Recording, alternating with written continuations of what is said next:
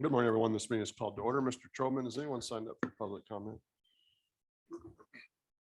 Morning, Commissioners. Les Trubman, General Counsel. We have one individual who would like to address the commission at this time, and then a few who will want to speak with you when we get to item 16. First, this morning, we have Cynthia Pearson. Ms. Pearson, if you can unmute yourself and go ahead.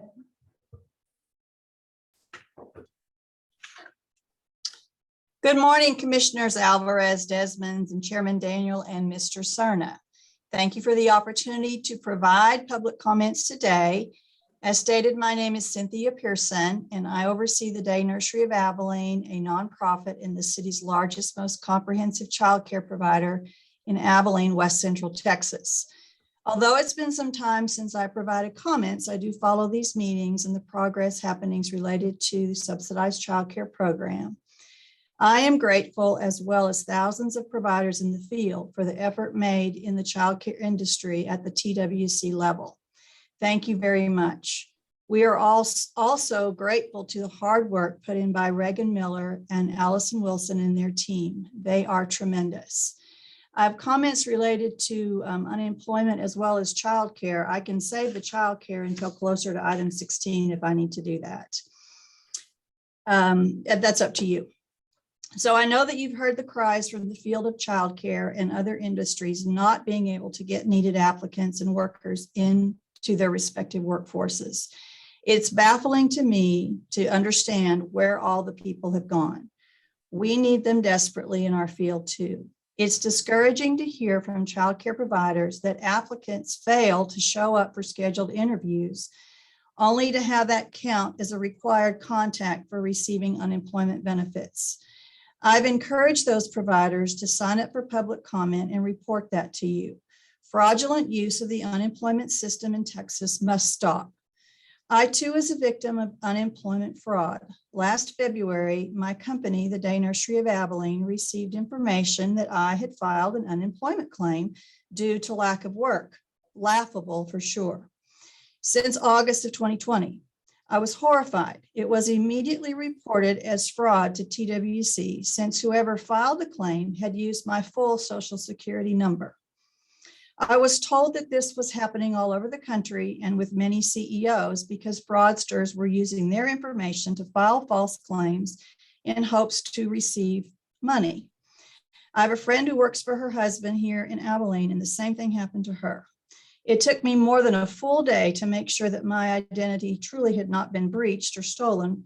I had to contact all the credit bureaus, the IRS, the Social Security Administration, to make sure that I was protected. And each time that I received a notice from TWC, and my company did as well, which was probably 3 to 4 times, we reported this again as fraud. Finally, in August of this year, I had had enough. As the claim remained pending for Day Nursery, although every quarter my wages were reported under my name and Social Security number to TWC. I finally went online to find who I could talk to get some results at TWC. And I got in touch with Amelia Montoya, the lead investigator for TWC Regulatory Integrity Division, Office of Investigations. She acted, and within a week, it was completely cleared up. I appreciated that very much. Now I can continue on and talk about childcare, or I can save those comments for later. Just let me know if you'd like for me to do that. Ms. Pearson, you can proceed. Okay, thank you. Now on to childcare. The childcare enhancements have been extremely valuable in so many ways. We were able to retain all of our staff during COVID last year without having to lay anyone off. And we didn't know what was coming our way. So that was so beneficial when we started getting those enhancements. Our community was so grateful that Day Nursery made the decision to remain open, and many were absolutely shocked that we did. Our mission is to help working families go to work every day, including a number of foster families that we have that are using our centers. Giving parents access to higher quality childcare options is a good thing. Studies show that turnover can occur as often as every 90 days when quality childcare options are not available to working parents. I'm in support of the recommendations on today's agenda to increase the investments in the childcare industry staff through higher wages to promote higher quality childcare staff. We advocated for years at the local level to have an increase in our reimbursement rates as well as holidays for Texas Rising Star providers so that our staff could have professional development days versus always giving up their nights and weekends. We finally got them and they have been great. We have used 2 extra holidays 6 months apart. One is Columbus Day, one is President's Day, for full day professional development. Just last week on Columbus Day, we brought in Mr. Stephen Feit, who provided an energetic, hands-on, engaged training to actively demonstrate the importance of rhythm, music, and movement on brain development. And as a result, our 100 childcare staff put together 20 piggyback songs that they can use for a variety of purposes in our program. Having childcare staff treated as professionals, even when it comes to professional development and training, is crucial. Options for increasing their pay and benefit structure is equally important for raising the bar for the field of early childhood professionals who teach our youngest citizens. And our directors have benefited so much from the professional development that has been authorized through the Collaborative for Children. The coaching and those trainings have been absolutely wonderful. As complex as the childcare system is, more childcare providers need a voice at the table for local decisions being made by workforce boards. More seats need to be required for a minimum of 2 and preferably 3 to 5, depending on the board area. This costs nothing and should again be considered. It's evident that the childcare industry is critical, especially over the last 18 months. It's unfortunate that because of last year's pandemic, the Baby Boot Tour had to be canceled, at which time Commissioner Alvarez was going to make a scheduled visit with childcare providers in our city. I'm hopeful that that can be on the table again sometime soon. And in closing, I would just like to again encourage your personal viewing if you've not already seen the full production and the promotion of the No Small Matters project, which clearly defines the connection between early childhood and workforce. It's a powerful message that I'd suggested to Commissioner Demerson after the last in-person state conference in December of 2019 to be considered a general session versus just a small breakout, as well as the awards for Texas Rising Star providers to be at the beginning of the conference versus at the very end when so many people leave. It was a moot point last year with it being postponed and canceled. However, I'm hopeful it's not too late as you're planning the December conference this year, that be considered. After all, childcare is indeed no small matter. Thank you again. All right, thank you. Are all of the rest of our public commenters going to be during item 16? Is that right? All right, good morning. Good morning. Let's tackle agenda items 3 through 7. No cases to reconsider on agenda item 3. Is that correct? There are no cases under agenda item 3. Let's consider tax liability cases under agenda item 4. I believe we have 1 tax case on docket 41 and 1 tax case on docket 42. Yes, there's one on each docket, starting with TD 21-023-0721. Commissioner Demerson, I agree with staff recommendation. Commissioner Alvarez, I agree with staff's recommendation. Chairman Daniel. Agree with staff recommendation. And the second case is TD 21-027-0821. Commissioner Demerson, Agree with staff recommendation. Commissioner Alvarez, I agree with staff's recommendation. and Chairman Daniel. Agree with staff recommendation. Thank you. No fair housing cases on agenda item 5. That is correct. There are no fair housing cases under agenda item 5. On agenda item 6, we have no wage claim cases on docket 41 and no wage claim cases on docket 42 that have been pulled for additional discussion. That is correct. There are no cases pulled for additional discussion on docket 41 or 42. However, there are additional cases to be voted. You should have received short form dissent lists for the wage claim cases. I move we accept staff recommendations on the remaining wage claim cases on dockets 41 and 42. Chairman, I second the motion except for those cases on which I'm dissenting as reflected on the wage claim short form dissent list for docket 41 and 42. And I agree, concur with the chairman's motion, except for the cases on which I'm dissenting as reflected in the wage claim short form dissent list for docket 41 and 42. Motion passes with the exceptions noted. Let's move to agenda item 7, consideration of unemployment insurance cases on docket 41. Please proceed when you're ready. Case number 2568755, Commissioner Alvarez. The decision is not supportable. The underlying issue in this case, customary full-time hours, which is the validity of claim issue. The claimant is entitled to a one-time exception to the timeliness rules that is afforded to the validity of claim issue under Rule 32I1. Accordingly, the claimant's appeal should be deemed timely and remand. Agree with that. We should reverse the appeal tribunal decision because the customary full-time hours issue falls under the validity of claim category. It fits into the one-time exception to the timeliness rules. Thus, the claimant appeal should be deemed timely and the case remanded for merits testimony. Reverse the AT timely claimant appeal remand. We have a unanimous decision. Case number 2587853, Commissioner Alvarez. The decision is not supportable. The claimant in this case was paid a lump sum during the week ending May 16, 2020.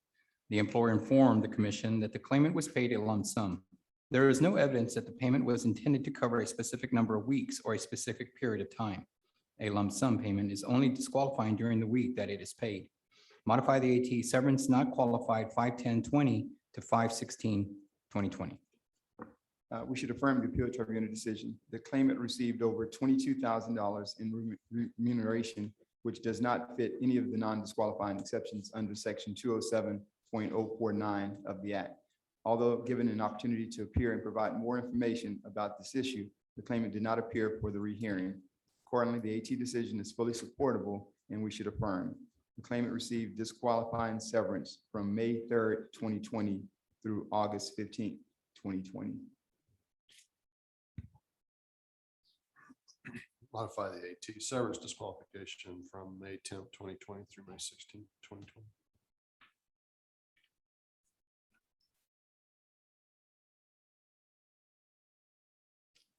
Short form dissent. I have your short form dissent. Thank you.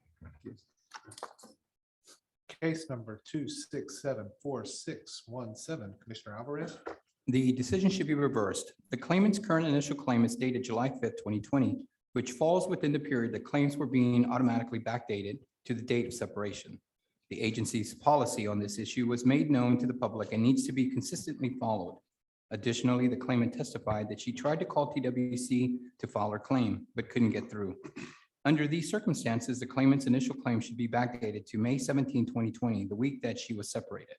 Reverse the AT decision, backdate initial claim to May 17, 2020.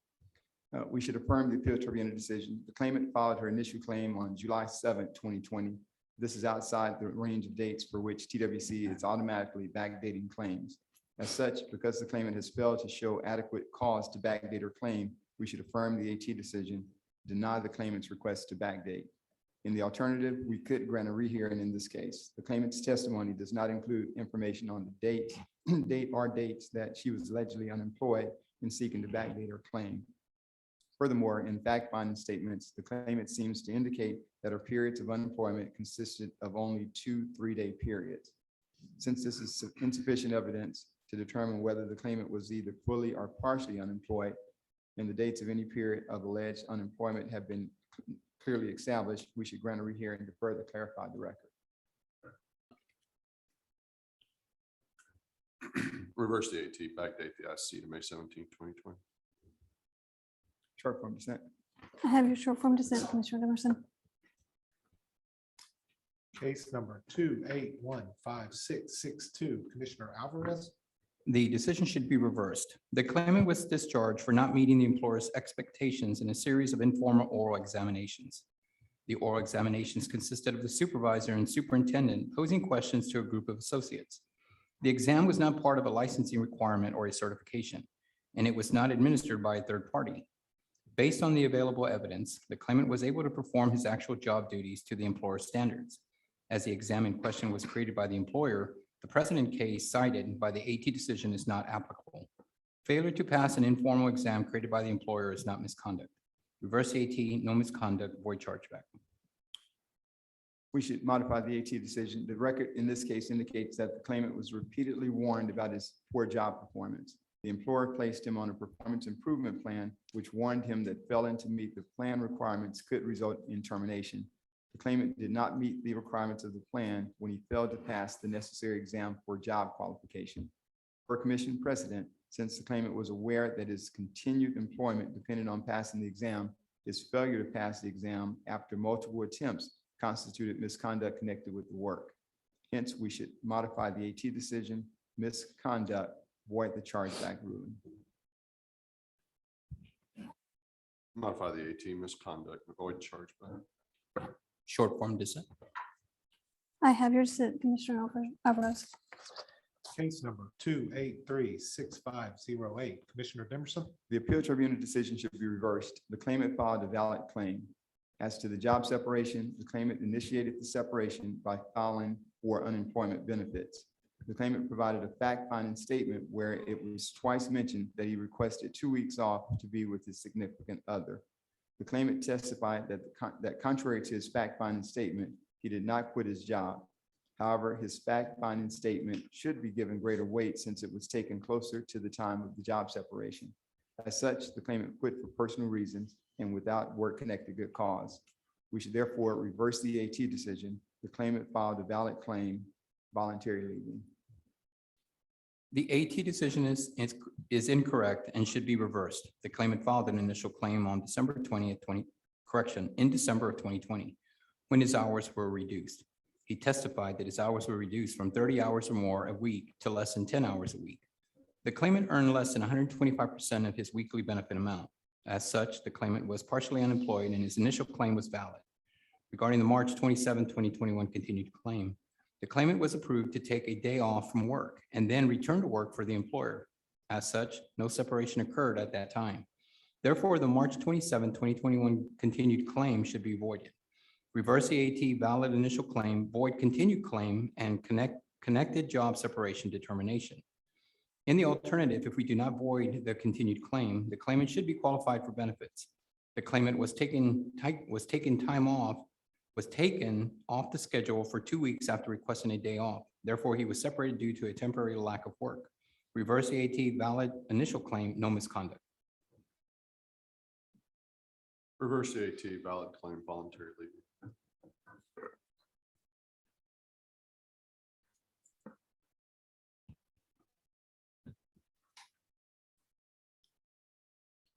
I agree with the chairman.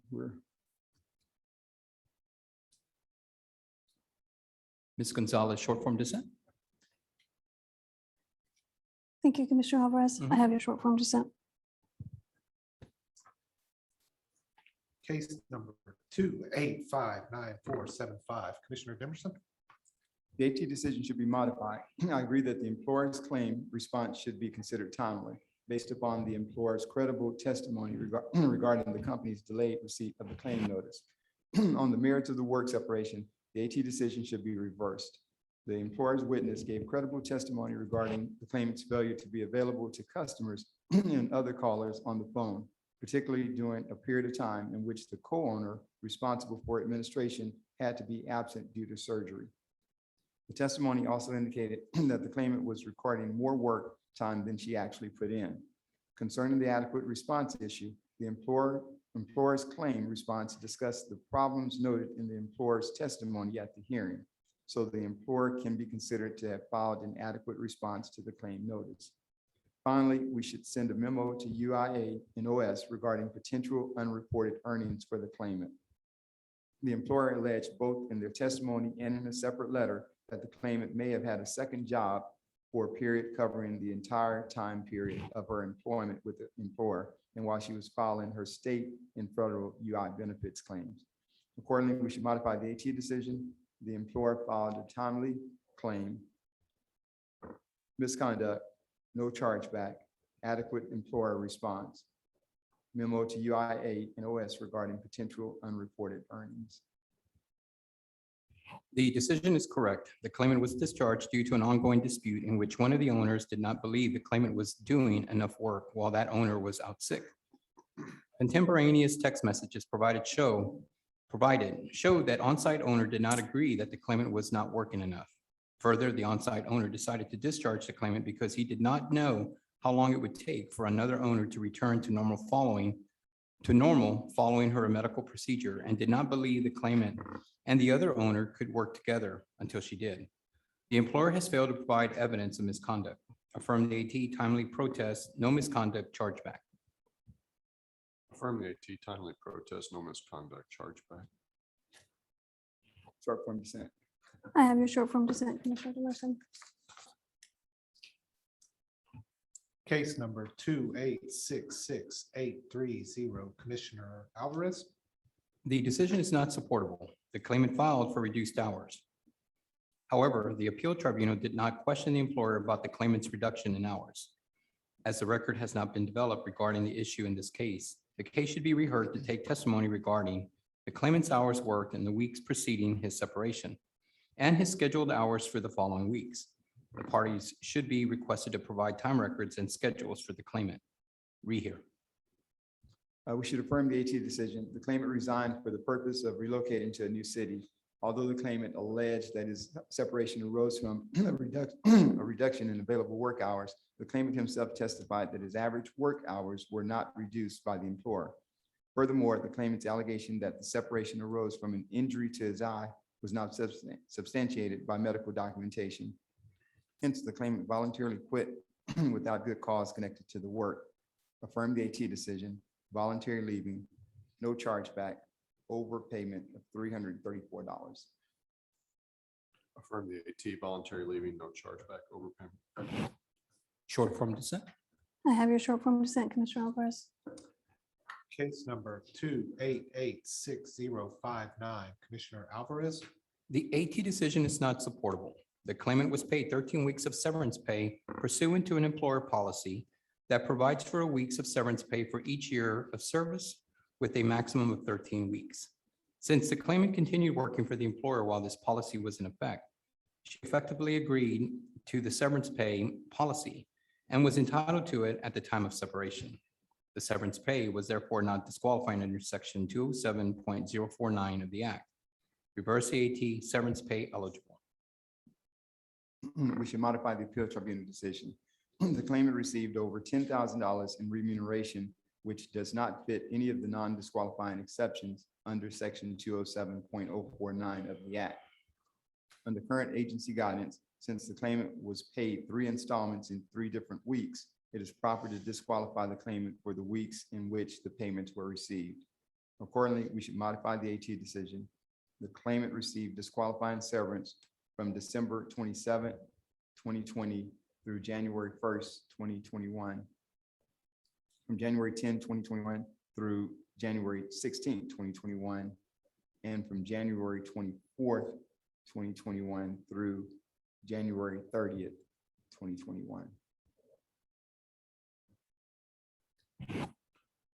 Reverse the AT, no severance disqualification. Short form dissent. I have your short form dissent, Commissioner Demerson. Case number 2890890, Commissioner Alvarez. I do not contest that the employer filed a timely appeal. Regarding the separation, the employer allegedly discharged the claimant for poor job performance. The employer's testimony indicated that they had never been satisfied with the claimant's work.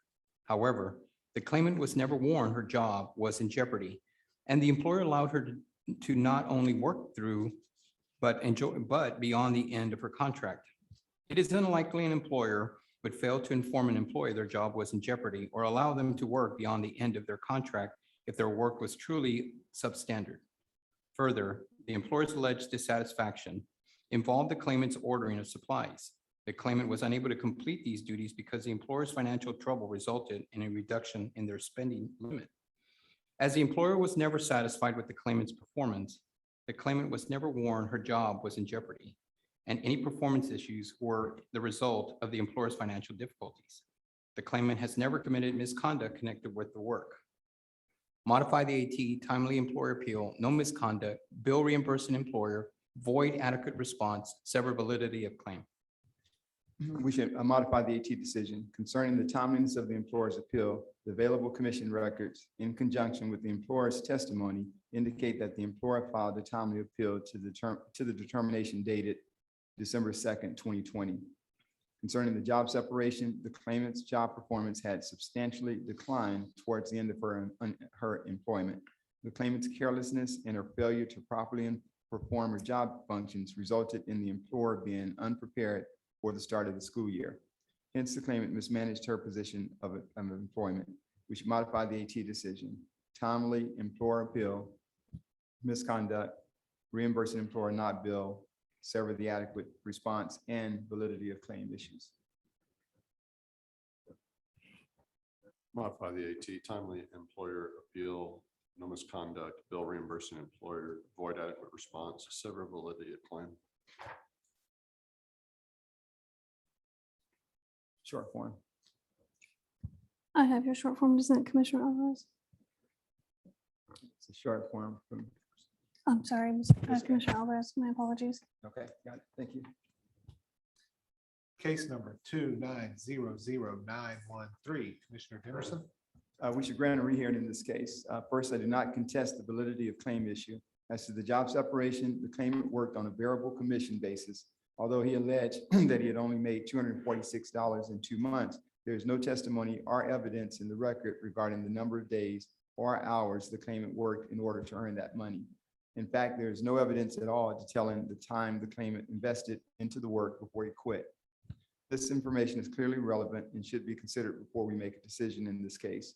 Therefore, because we need to further develop the record on the issue of the claimant's time investment into the work to determine whether the claimant was earning at least minimum wage or realizing a profit through his efforts, we should grant a rehearing in this case. The decision is not supportable.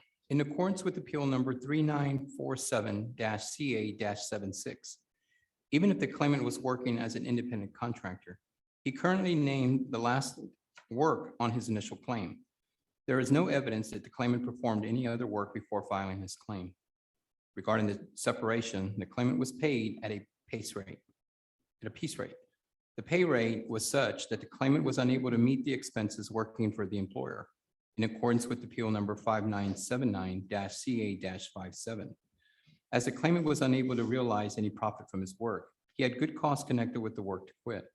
Modify the AT, valid claim, no voluntary leaving.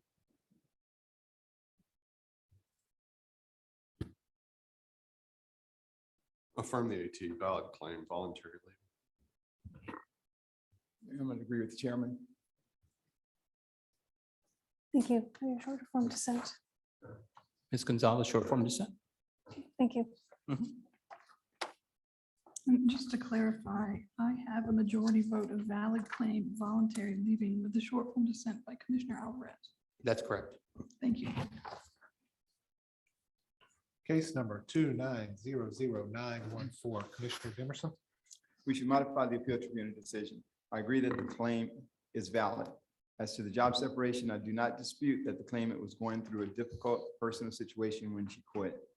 However, the claimant did not explore other options with the employer before quitting, such as requesting a transfer to a different location or position. Moreover, the claimant did not communicate her unease about her safety or the safety of her students with the employer, thereby denying the employer an opportunity to address her concerns. Finally, although the claimant may have quit due to fear of family violence, Section 207.046A2 of the Act requires that the claimant provide very specific documentation as evidence of such, which she did not provide. Thus, the claimant's disqualification is appropriate. We should modify the AT decision, valid claim, voluntary leaving, void the reimbursing ruling. The decision is not supportable. The claimant quit her work because an individual was stalking and harassing her. The harassment included attempts to contact the claimant at her work. The claimant, a PE teacher, regularly worked outdoors with children on the employer's grounds. The claimant reasonably believed the individual would attempt to physically appear on the school grounds, potentially placing the children at harm. As such, the claimant had no choice but to quit, as her continued presence could place others in harm's way. The claimant's separation was urgent, compelling, and necessary. Modify the AT, valid claim, no voluntary leaving, urgent, compelling, and necessary, void reimbursement ruling. Modify the AT valid claim, no voluntary leaving, urgent and compelling, void reimbursement ruling. Short form dissent. I have your short form dissent, Commissioner Dimerson. Thank you. Case number 2901014, Commissioner Alvarez. The AT decision is not supportable. During the ice storm in February of 2021, the claimant stayed in the employer's hotel room for a few days because the power went out at her home. The employer charged the cost of her room to her supervisor, and the claimant agreed to pay back the supervisor. Afterwards, she simply did not have the money to pay back the $900 plus loan in the time frame her supervisor set. The claimant earned $13 per hour and was placed in an impossible situation. Her failure to pay back her supervisor for a loan does not constitute misconduct misconduct with respect to the employer. Reverse the AT, no misconduct, chargeback. We should affirm the appeal tribunal decision. The parties agreed that the claimant owed her supervisor money. When the claimant was unable to make the requisite payment, she stopped communicating with the employer and filed an unemployment claim. Moreover, the claimant did not attempt to remedy her concerns with the employer prior to her separation. Hence, the claimant voluntarily quit without good cause connected with the work. We should affirm the AT decision, voluntary leaving, void the chargeback ruling.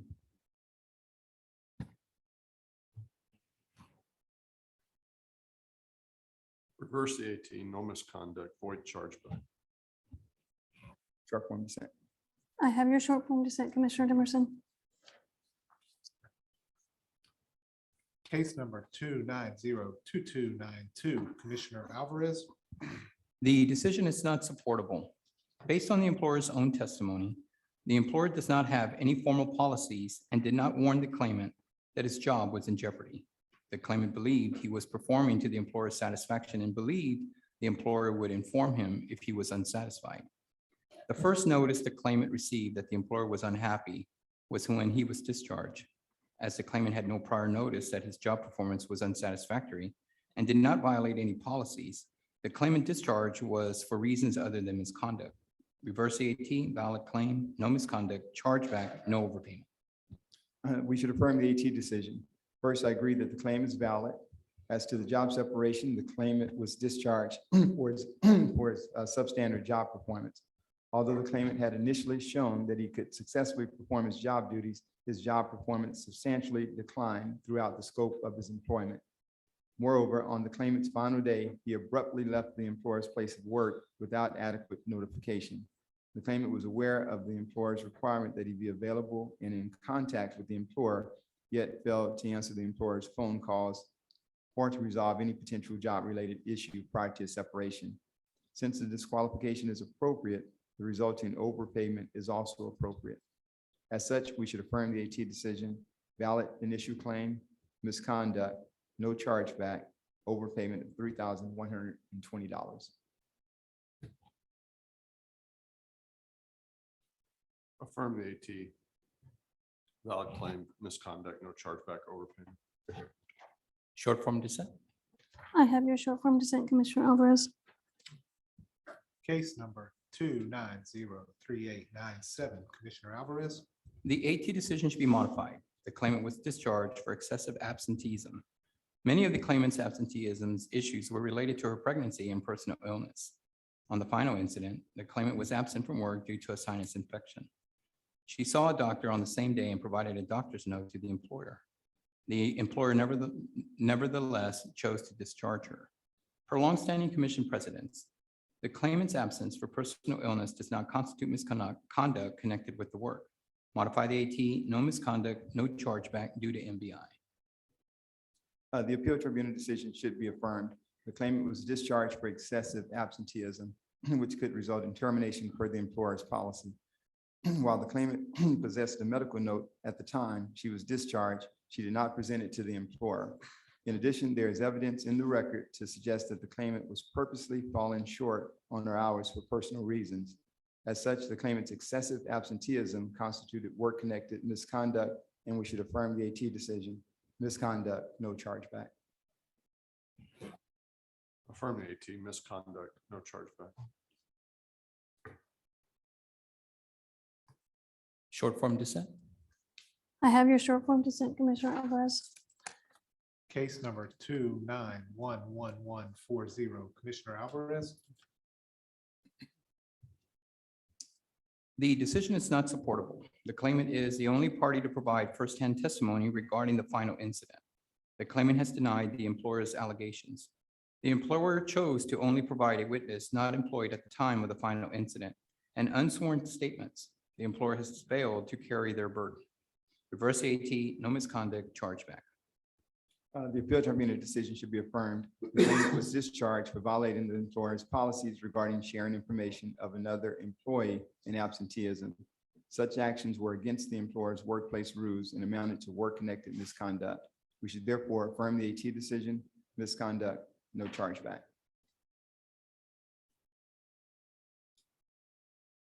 Reverse the AT, no misconduct, chargeback. Short form dissent. I have your short form dissent, Commissioner Demerson. That is the last case pulled for additional discussion on docket 41. There are additional cases to be noted, and you should have received the short form dissent list for docket 41. I move we accept staff recommendations on the remaining UI cases on docket 41. Chairman, before I second the motion, I have a question regarding one of the cases. If we can just clarify the vote, just for my records. Okay, which, Ms. Gonzalez, the case is 2901014. 2901014.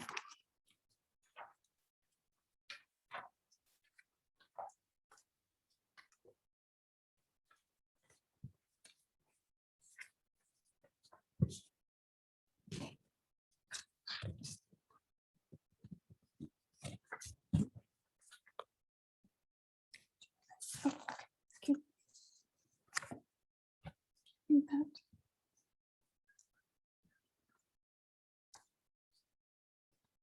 Okay, I have the vote as a modify valid claim, voluntary, no voluntary leaving, urgent and compelling, void reimbursing. Oh. My apologies.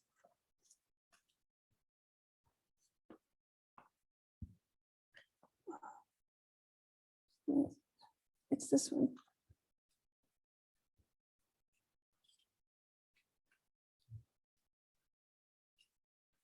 Okay, all right. Reverse, no voluntary leaving, void chargeback, and Demerson in short form. Thank you, Ms. Gonzalez.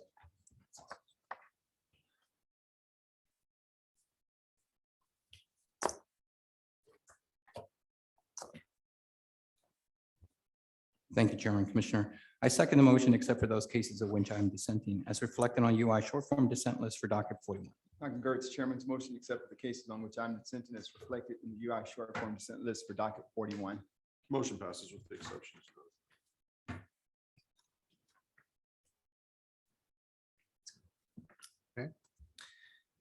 Case number Moving on to, we're moving on to docket 42. Thank you.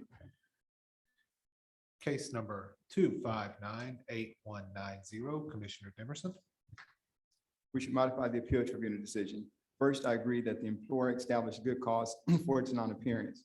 As to the timeliness issue, the employer testified that it filed a timely online appeal and provided proof of TWC's appeal confirmation, which indicates that the employer's appeal was successfully filed.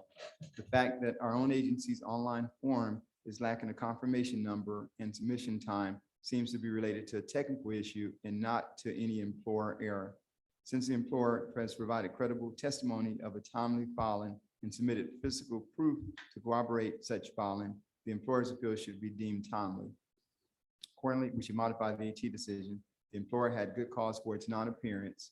The employer filed a timely appeal, resubmit the case for merits testimony. The AT decision is fully supportable and should be affirmed. I do not dispute that the employers established good cause for the non-appearance at the AT1 hearing. On the timeliness issue, the employer received the determination in a timely manner, but waited until after the appeal deadline to file an appeal. The employer contends that they submitted an appeal online before the deadline on June 18, 2020. but the document submitted by the employer is undated and clearly shows that no appeal was successfully transmitted. The employer could have immediately filed an appeal online, by fax or by mail.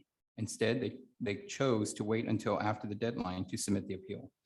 There is no basis to deem the employer's late appeal timely, and it should be dismissed. Affirm the AT, employer had good cause for their non-appearance, late employer appeal. Modify the AT. Employer established good cause for AT1, timely employer appeal, resubmit. We will resubmit the case. Case number 2659926, Commissioner Alvarez. The AT decision should be modified. I do not dispute that the claimant filed a late appeal from the determination. The AT had continuing jurisdiction over the reporting issue effective May 23rd, 2020. The claimant testified that he made attempts to call TWC and was unable to get through, except 2 times when the representatives essentially failed to assist him. The reporting issue arose during a time when it was extremely difficult to contact the commission due to the response to the pandemic. No contact request form was mailed or submitted electronically to the claimant. Rather, the chosen method to notify the claimant that he needed to provide information was allegedly a message left on his voicemail. Taking these factors all together, the open reporting ineligibility should be closed as soon as there was jurisdiction. Modify the AT late claimant appeal reporting ineligible from 5/3/20 to 5/23/20 and memo to UIA and OS to contact the claimant about the remuneration issue. First, as to the timeliness, the appeal tribunal decision should be affirmed. The claimant's testimony as to why his appeal was filed late did not rise to the level of any of the exceptions to the timeliness rules. As such, the claimant's appeal was appropriately dismissed as late. Regarding the reporting issue, the claimant did not report as instructed and as a result should remain ineligible for benefits. We should therefore affirm the AT's decision on timeliness, untimely claimant appeal, reporting not eligible beginning May 3rd, 2020. Reverse the AT, timely claimant appeal, reporting eligible, memo to contact the claimant to obtain requested information.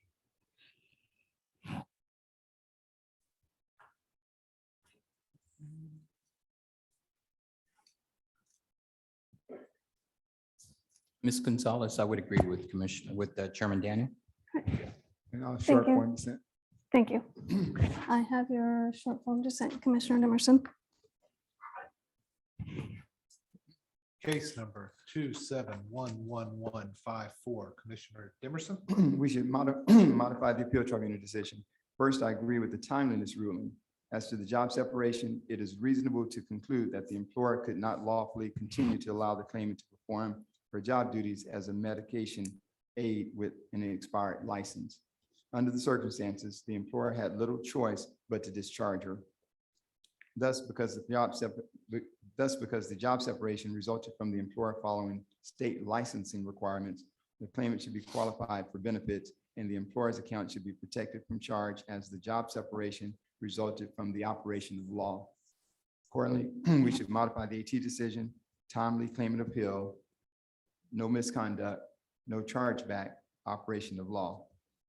In the alternative, since part of the delay in the claimant's license renewal was caused by the effects of the pandemic on business operations, including those of state agencies, we could pay and protect under a disaster analysis. Therefore, modify the AT decision, timely claimant appeal, no misconduct, no chargeback, separation caused by disaster.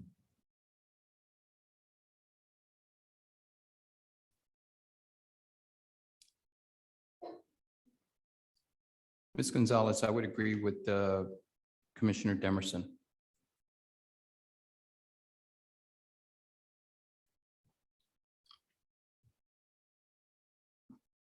Agreed. Okay, we do have a unanimous vote on the timely appeal, no misconduct, no chargeback. However, Commissioner Demerson said either by operation of law or disaster. Which section of law, Commissioner Alvarez? So I would go with timely claimant appeal, no misconduct due to operation of law as stated by Commissioner Demerson. And Chairman Daniel. There's so many choices. Operational. Thank you. We have a unanimous vote. Case number 2766525, Commissioner Emerson, We should reverse the appeal tribunal decision. I agree that the employer initiated the job separation when the claimant was suspended after an arrest for assault. In her fact-finding statement, the claimant acknowledged the arrest and admits that she got into a fight with one of her cousins. The employer's suspension of the claimant until her case was resolved was reasonable, considering the claimant worked with individuals with disabilities. In accordance with commission precedent, since the claimant admitted to engaging in behavior that resulted in her arrest, her failure to manage her personal affairs in such a way as to not interfere with her work constituted misconduct connected with the work. We should therefore reverse the AT decision, misconduct, reimbursing employer not billed, adequate employer response. The AT decision should be affirmed. The claimant was placed on indefinite suspension because of a criminal charges against her. There has been no finding of guilt or any admission of guilt by the claimant. The evidence is therefore insufficient to establish misconduct connected with the work. Affirm the AT, no misconduct, bill reimbursing employer. Affirm the AT, no misconduct, bill reimbursing employer to investigate possible unreported earnings. Short form dissent. I have your short form dissent, Commissioner Emerson.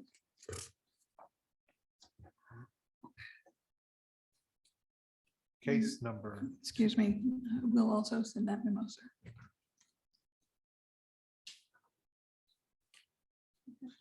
case number 2768252, Commissioner Alvarez, The decision on timeliness was correct. The claimant's current UBS account contains no notice regarding her electronic correspondence election status. Further, there is a known system issue which prevented the claimant from filing an appeal through the system. The claimant filed an appeal as soon as she was able to. Since she was prevented from filing an appeal due to a system error, her appeal should be deemed timely. Affirm the appeal tribunal on the timeliness issue and resubmit the case for merits. The appeal tribunal decision should be modified. The claimant filed her appeal beyond the applicable deadline to do so and is therefore late. The claimant's testimony regarding her appeal did not rise to the level of any of the exceptions to the timeliness rules. Accordingly, her appeal should be dismissed with the underlying decision left in full force and effect. As such, we should modify the AT decision, untimely claimant appeal, earnings adjustment of $33, voluntary leaving, and an overpayment of $5,311. Affirm the AT, timely claimant appeal, resubmit. We will resubmit the case. case number 2827800, Commissioner Emerson, This case should be remanded to the appeal tribunal. The parties were inadequately questioned and the record was insufficiently developed about the claimant's alleged verbal and physical abuse of his students. Since this evidence is paramount to the claimant's job separation, the case should be remanded to gather testimony and to further develop the record about the alleged abuse. In addition, the employer should be instructed to provide copies of any CPS or law enforcement reports related to the incidents in question. The decision should be modified. The claimant was given the option of resigning in lieu of determination. Therefore, under the precedent cases, the separation should be treated as a discharge. The employer alleged that the claimant abused a student. However, the claimant denied the allegations and presented supporting testimony from the coworker. The employer did not present evidence to support its allegations. As such, the claimant should remain qualified for benefits. Modify the AT, no misconduct, bill reimburse an employer.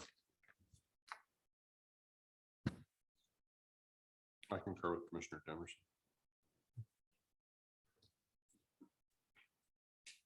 Short form dissent. Thank you, Commissioner Alvarez. I have your short form dissent. case number 2848517, Commissioner Alvarez, The claimant was signed up for paper correspondence. He has consistently provided that he did not receive the determination in the mail and that he checks his mail every day. The claimant has rebutted the presumption of receipt. Reverse the AT, timely appeal, resubmit for merits. We should affirm the appeal tribunal decision. The claimant's inconsistent and seemingly contradictory testimony is not sufficient to overcome the presumption of receipt. Therefore, the claimant filed a late appeal and we do not have jurisdiction to consider the underlying merits. We should affirm the AT decision, untimely claimant appeal, misconduct, no chargeback. Affirm the AT, untimely claimant appeal, misconduct, no charge. Short form dissent. I have your short form dissent, Commissioner Alvarez. Case number 2869543, Commissioner Alvarez, The decision should be modified. The claimant filed a timely appeal, and the claim is valid. Regarding the job separation, the claimant provided firsthand testimony, but the employer only provided secondhand testimony from an HR representative. Therefore, the claimant's testimony carries greater weight.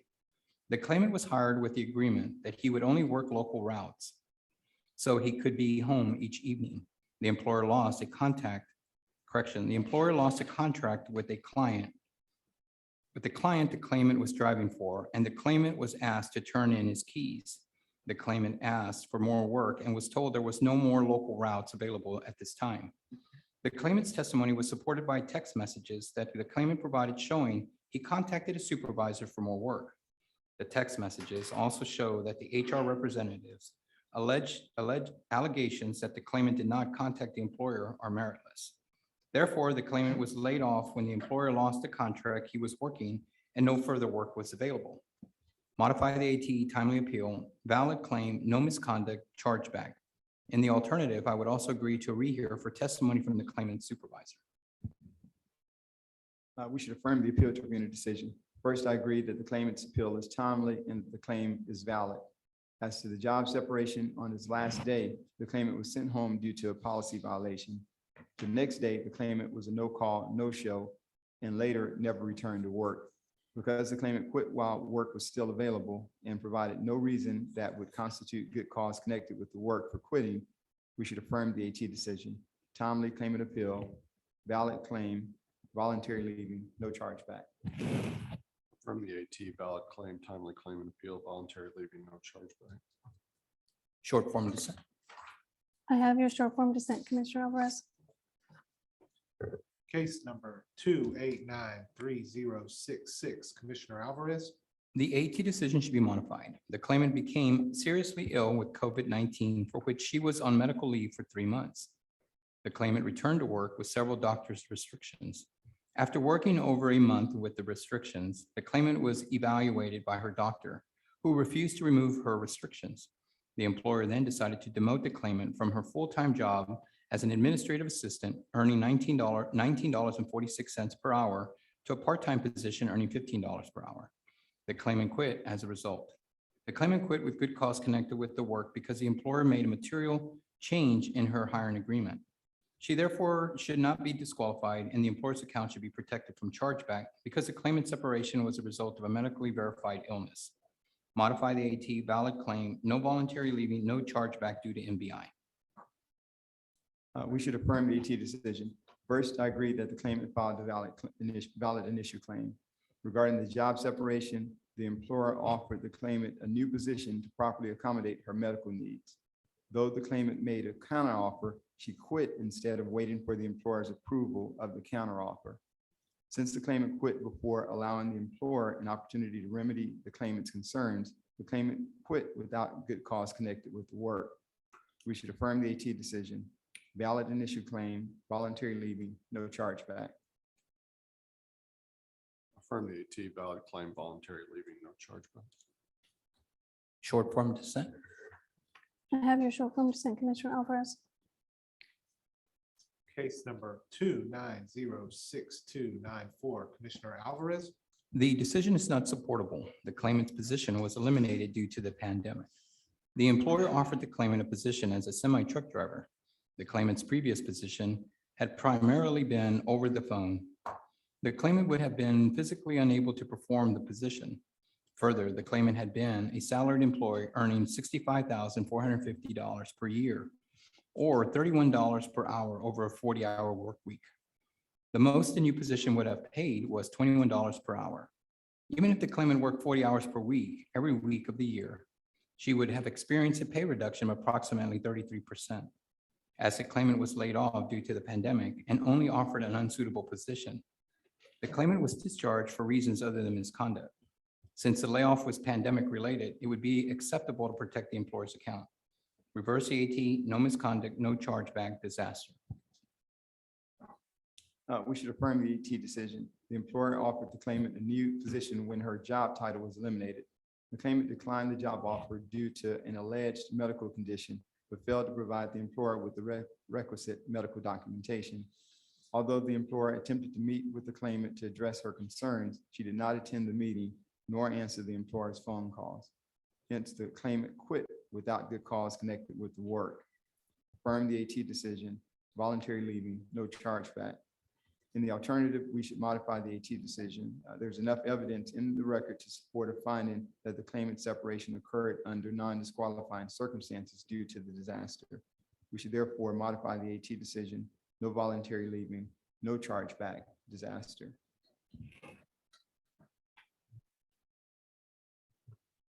Modify the AT, no misconduct, no chargeback, disaster.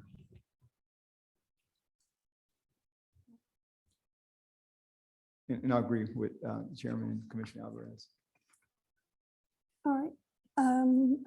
Commissioner Emerson, do you want to go with your secondary vote?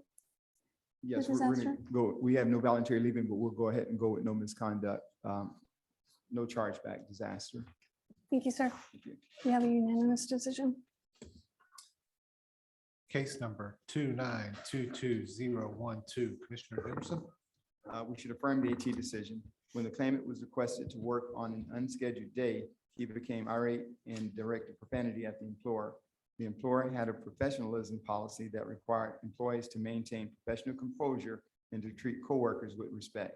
The claimant acknowledged that he was aware of the employer's policy on acceptable conduct. Per commission precedent, when the claimant responded to the employer's job-related inquiry through extremely vulgar language, the claimant's conduct constituted misconduct connected with the work. Therefore, the AT decision should be affirmed. Misconduct, no chargeback. The decision should be reversed. The claimant was discharged for refusing to sign a written warning. However, the claimant was not warned that failure to sign would lead to a discharge.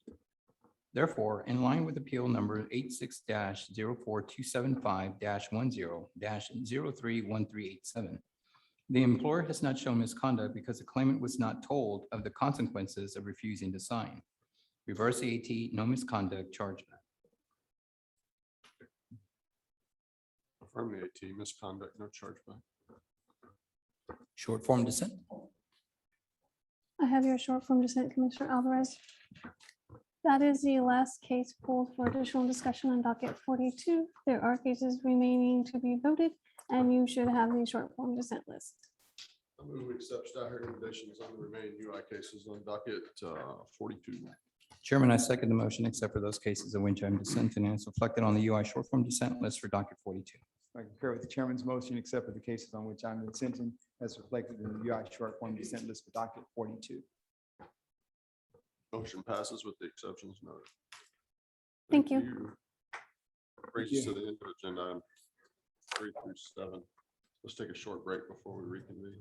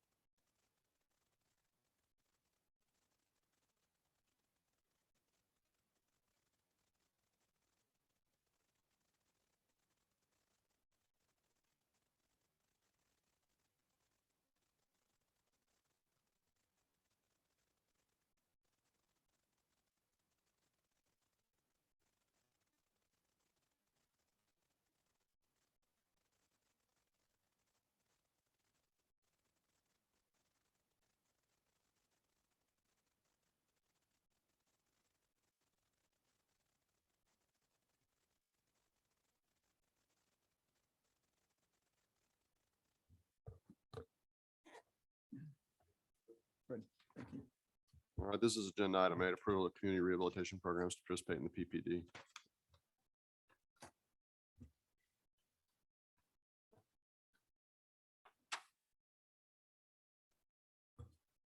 Good morning, Commissioners, Mr. Serna. Juan Garcia with the Voc Rehab Division. Texas Human Resources Code, Section 122.013 requires the Texas Workforce Commission to establish rules for the certification of community rehab programs to participate in the purchasing from people with disabilities program.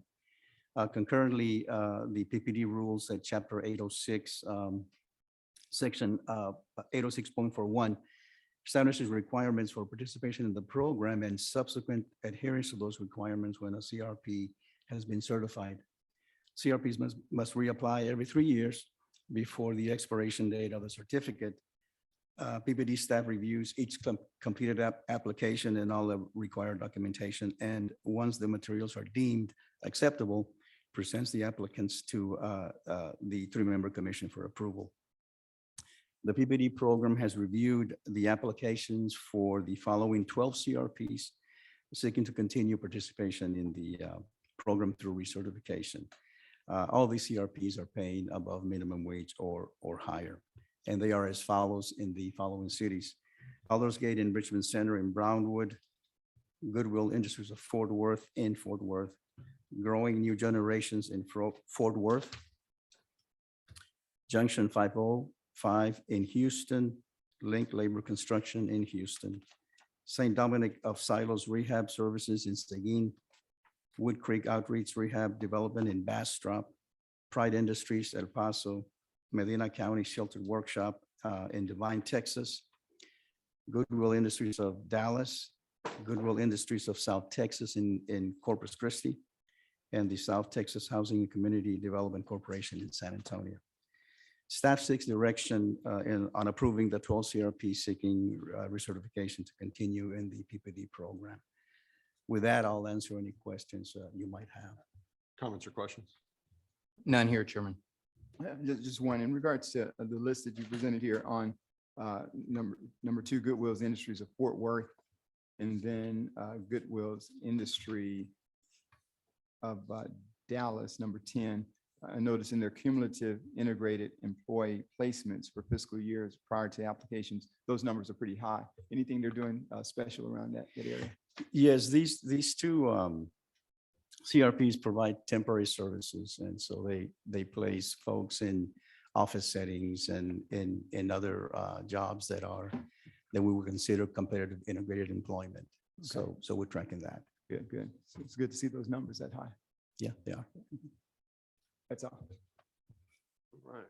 Is there a motion? Chairman, I move that we approve the recertification of community rehabilitation program as recommended by staff. Second. It's been moved and seconded. We're unanimous. Thank you.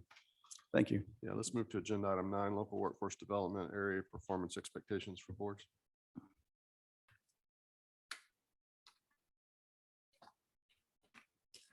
Good morning, Commissioners. Mr. Serna, Adam Leonard for Information, Innovation, and Insight.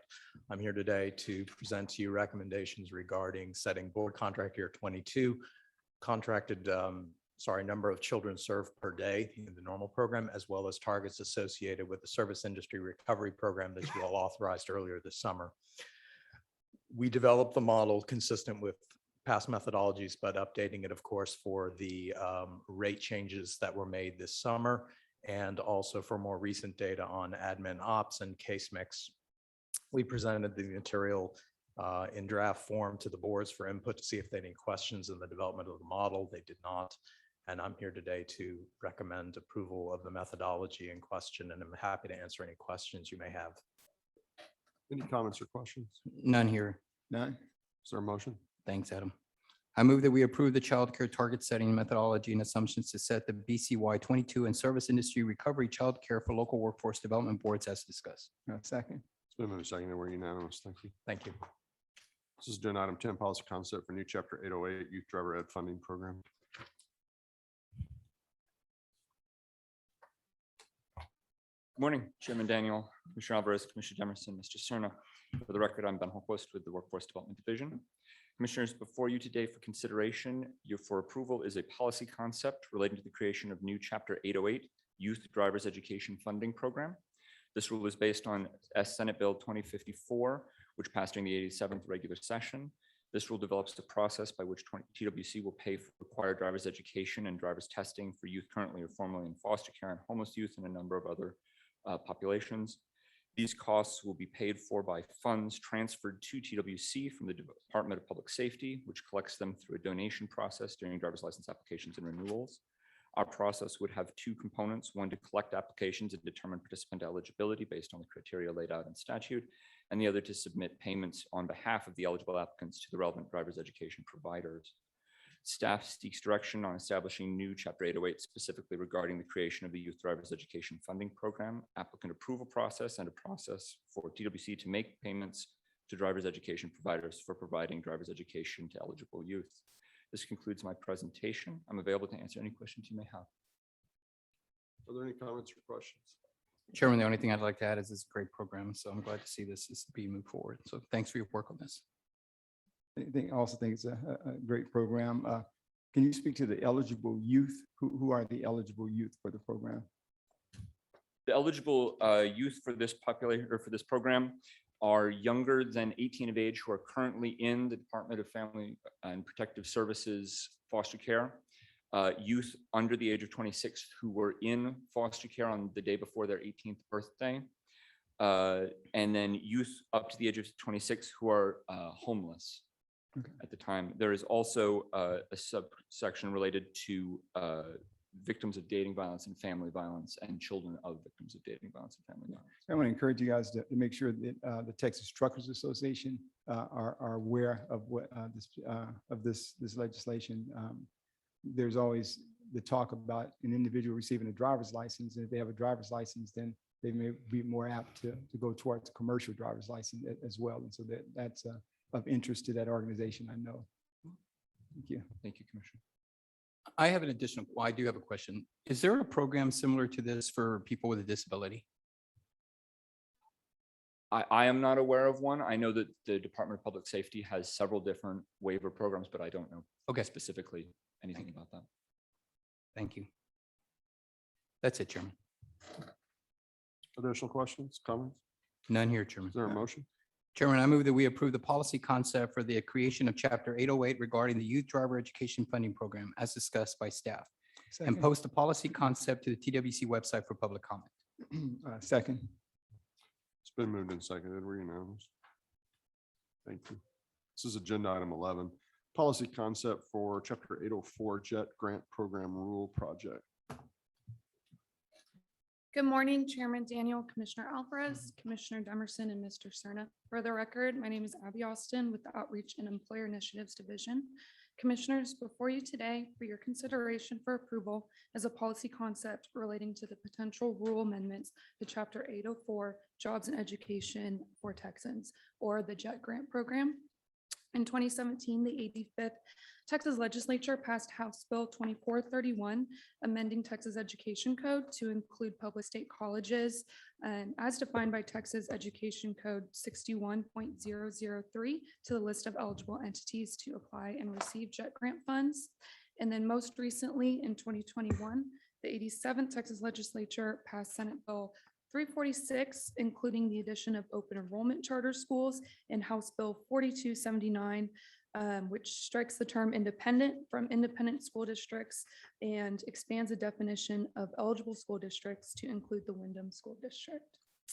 Chapter 804 includes multiple references to eligible entities as public junior colleges, public technical institutions, and ISDs. Staff recommends amending the references to add public state colleges, school districts, and charter schools, and to also remove ISDs to align the rule with recent legislation. Section 804.41A also includes a reference to Texas Government Code 403.356, which was repealed in 2013 by House Bill 437. Staff also recommends removing that reference. The Texas Education Agency Administrative Rule 19-100.1001 defines a charter school as a Texas public school operated by a charter holder under an open enrollment charter granted either by the State Board of Education or Commissioner of Education pursuant to the Texas Education Code 12.101, identified with its own county district number. Texas Education Code 61.003 defines public state colleges as Lamar State College Orange, Lamar State College Port Arthur, and the Lamar Institute of Technology. Staff recommends amending 804.1 to include those definitions, while also removing the definition of ISD and replacing it with school districts to be defined as independent school districts or the Wyndham School District. Staff seeks direction on amending Chapter 804 to update eligible entities to be in alignment with legislative changes and to define the newly eligible entities. This concludes my presentation. I'm available to answer any questions that you might have. Is this your first time to present in front of a commission? Should we have difficult, complex, and complicated questions, or just our usual? I mean, whatever you feel like throwing That's at what I me. want to know. Are there any questions or comments? None here. Great presentation. Thank you. No questions here. Thank you. Perfect. All right, no questions. Is there a motion? Chairman, I move that we approve the discussed policy concept for Chapter 804 Jobs and Education for Texans, better known as JET, grant program rules, and post to the TWC website for a 3-week comment period. Second. It's been moved and seconded. We're unanimous. Thanks. This is item 12, FY 2022 JET Advisory Board recommendations. Good morning, Chairman, Commissioner Demerson, Commissioner Alvarez, Mr. Cerna. As you're all aware, the JET Advisory Board met on September 30th, 2021 to discuss program parameters and funding for fiscal year 2022. One of the big discussion points being the additional funding allocated from the Texas Education Agency to the sum of $50 million. Additionally, TWC was appropriated $7.52 million in general revenue per year for the FY 2022-23 biennium. At that meeting, the board made the following recommendations. The first, for funding allocation, would be to allocate 100% of the general revenue funding to IHEs. I will note IHEs are not eligible for the $50 million allocated by TEA. The other was the minimum and maximum grant amounts per application. IHEs would be set at $40,000 and $350,000 as the max. Open enrollment charter schools and school districts would have the same minimum amount at $40,000, but a maximum amount of $750,000. The minimum point threshold would be 50 points for applications, and then maximum grants per eligible entity. IHEs would be set at 2 applications per RFA, and open enrollment charter schools and school districts would be set at 3 applications. However, I will note that this past Friday, we received some new information that will affect these recommendations. Wyndham School District, who we believe to be eligible for the $50 million, is not eligible for the $50 million. So obviously that affects the recommendations.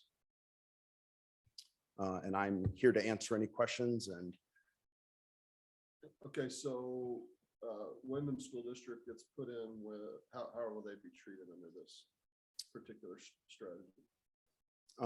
I believe staff believes as an eligible entity that they should be in that pot of general revenue funding Okay, with IHEs. okay.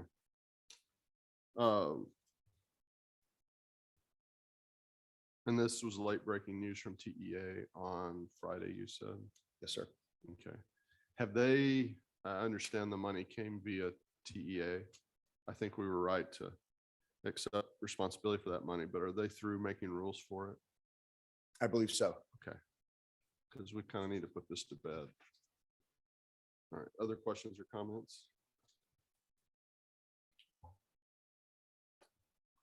So yesterday I asked Matt during a meeting if he had an opportunity to reach out to the advisory members of the committee.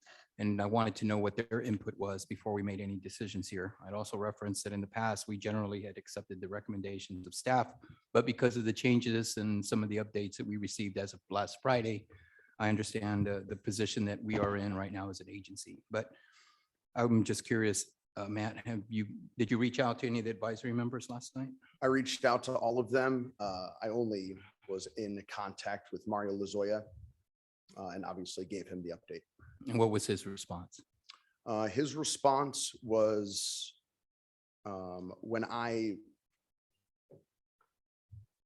the anticipated changes to the recommendation with Wyndham falling into the general revenue pot, he was in agreement with.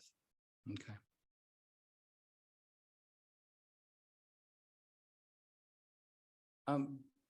For right now, that's the only question I have. So let me make sure I understand this, that Wyndham originally was going to be in the school districts, the independent school districts pot, correct? Yes, school districts and School charter districts. schools. Yes, sir. School districts, and so they would have made application under the independent school districts area. Now we're saying we're gonna move Wyndham out of ISDs, out of the school districts and place them into an institute of higher education.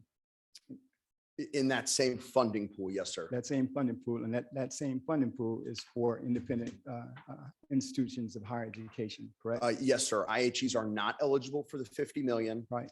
So the only pot of funding they would be eligible for was the general revenue. So And with Wyndham as a new eligible entity, the only pot that they would be able to pull from as an ineligible applicant for the 50 million would be the general revenue funds. And so when they're submitting an application, they're doing that in conjunction with the community colleges that are submitting applications as well. Yes, sir. They would be pulling from that $7.52 million. So when they're submitting an application, they're going to be competing with those other community colleges, if I'm not mistaken. Yes, sir. And so does the application allow for that? Will they even score? Yeah, and I will note that the other parameters, because Wyndham is only one entity, the board had recommended setting a maximum amount of applications for those entities. So prior, under the 50 million, they would have been eligible for 3 applications with a maximum of $750,000. So I understand that part. What I'm trying to address is basically Wyndham, the way that they're set up, community colleges and the way that the applications are scored, will they hit any of the criteria? I mean, will they even get in a position to communicate, or would they always be at the bottom? Well, I mean, has that been looked at? And I'm sorry, Commissioner, I'm a little. So in terms of the application for the institutes of higher education, if Wyndham submits an application, will that application match up with the community colleges and the like? Because I'm not sure they were originally in the institute independent school districts category, and now we're moving them over to the community colleges. Do they stand up as a community college? Yeah. Good morning, Commissioners. Mary York, Office of Outreach and Employer Initiatives. Commissioner, I want to make sure I understand your question properly. Are you questioning how the scoring would be done for Wyndham as compared to IHEs, those community colleges? Somewhat, because Wyndham's going to submit an application, and they're not in the traditional sense of community college. And so the criteria that you utilize for community colleges, I'm wondering if Wyndham will even be able to compete with those community colleges. We anticipate we were already going to have to adjust the scoring mechanism for Wyndham. They're not required to meet the same criteria as an ISD. So we were already going to have to adjust the way that the scoring was done. So we would take that into account. Okay, good. If you were going to already adjust, because I know they won't stand up as is, they're not going to qualify at all. So, okay, if we're going to look at that, then that's what we need to do. We need to definitely look at that in order to have them standing up to be able to compete in that community college area. Yes, sir. Okay.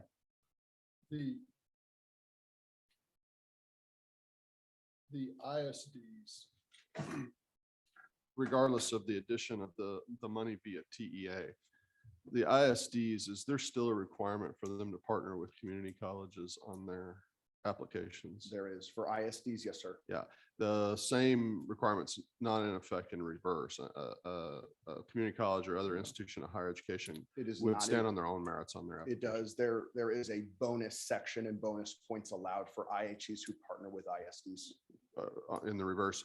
Yep. Wyndham here, the treatment of Wyndham as different from ISDs and open enrollment charter schools it strikes me as merely a result of the origin of the money. And in other words, if we were running this program just simply on the general revenue dollars that we would typically run it on, Wyndham would probably be treated as an open enrollment charter school or an ISD would be. Is that correct?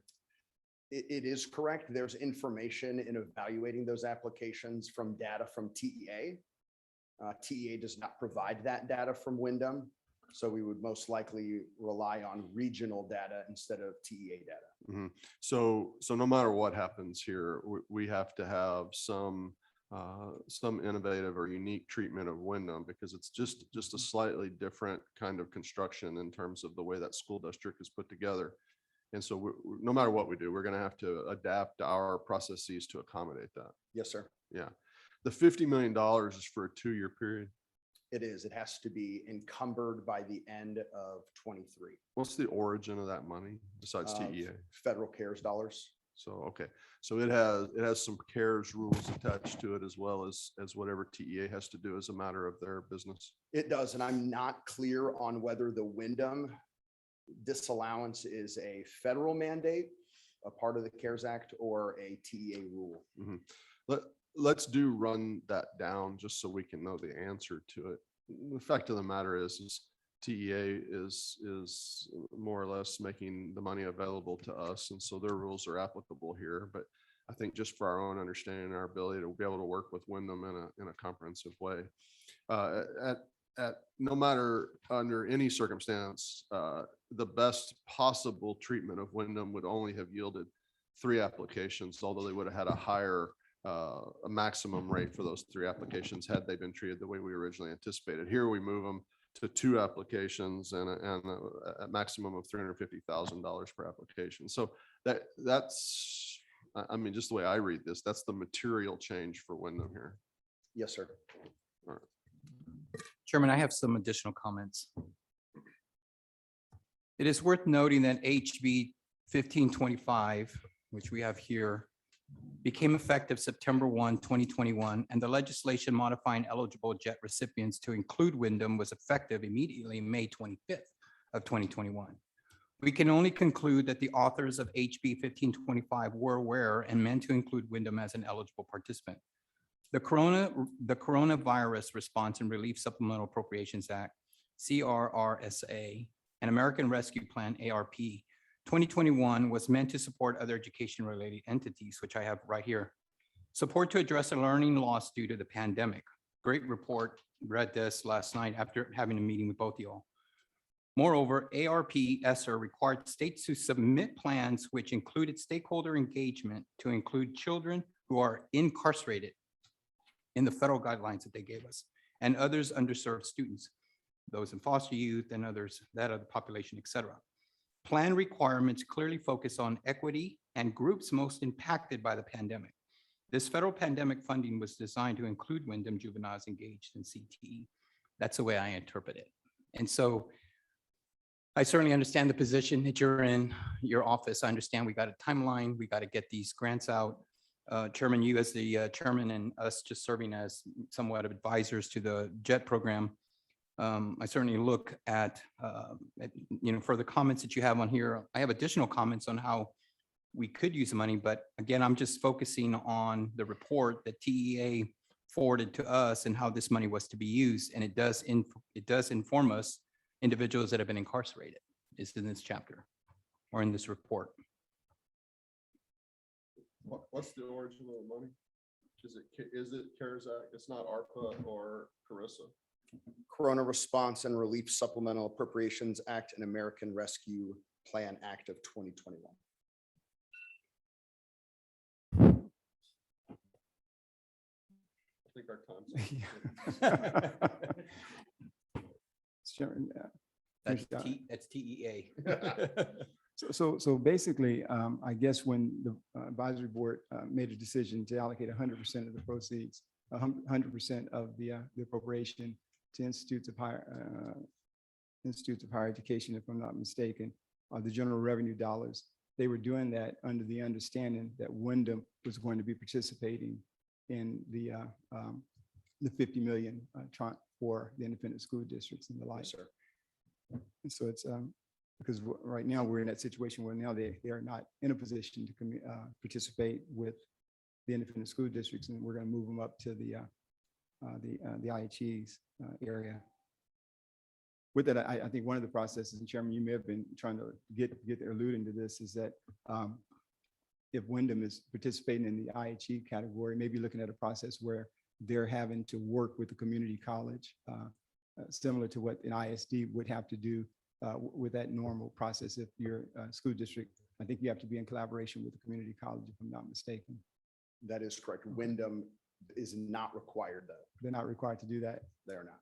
Do you think we should make that a requirement or so? I mean, I'm not asking a question, but just look into that because we're taking them and placing them up into the institutes of higher education. If it's if we're not setting anything aside for it, maybe it's a moot point, but just kind of look at that, just kind of that thing.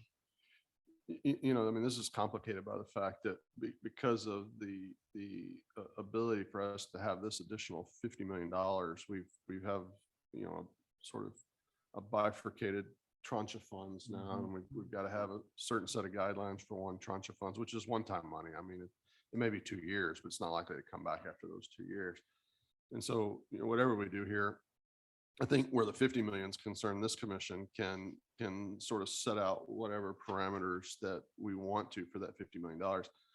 Personally, and perhaps I'm biased because I'm the chair of also the chair of the advisory board, but it was a good discussion. It was actually a really robust discussion. And there was a lot of back and forth between advisory board members. And so I'm quite confident that even this change for Wyndham probably, and it certainly doesn't change my intent on what came out of the advisory board. It's I would sort of score this under the category of it's unfortunate that we didn't have a full understanding of TEA's concerns about this until Friday, and I know we were actively working with them for months. So that's how that worked out. I'm not going to make any further comment on that, but it's Commissioner Emerson, you're kind of pushing beyond the scope of sort of how do we deal with this $50 million and the 7.5 of general revenue, which I think you're wise to do in the sense of it does appear that Wyndham is a unique entity. Personally, I think they serve an incredibly useful purpose for the state.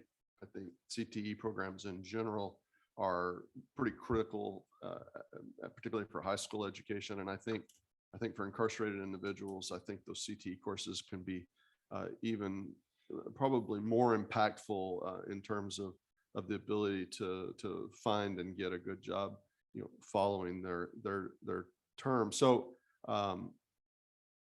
at least in terms of spending the money, I think we only have one alternative, which is to move Wyndham to the 7.5 million.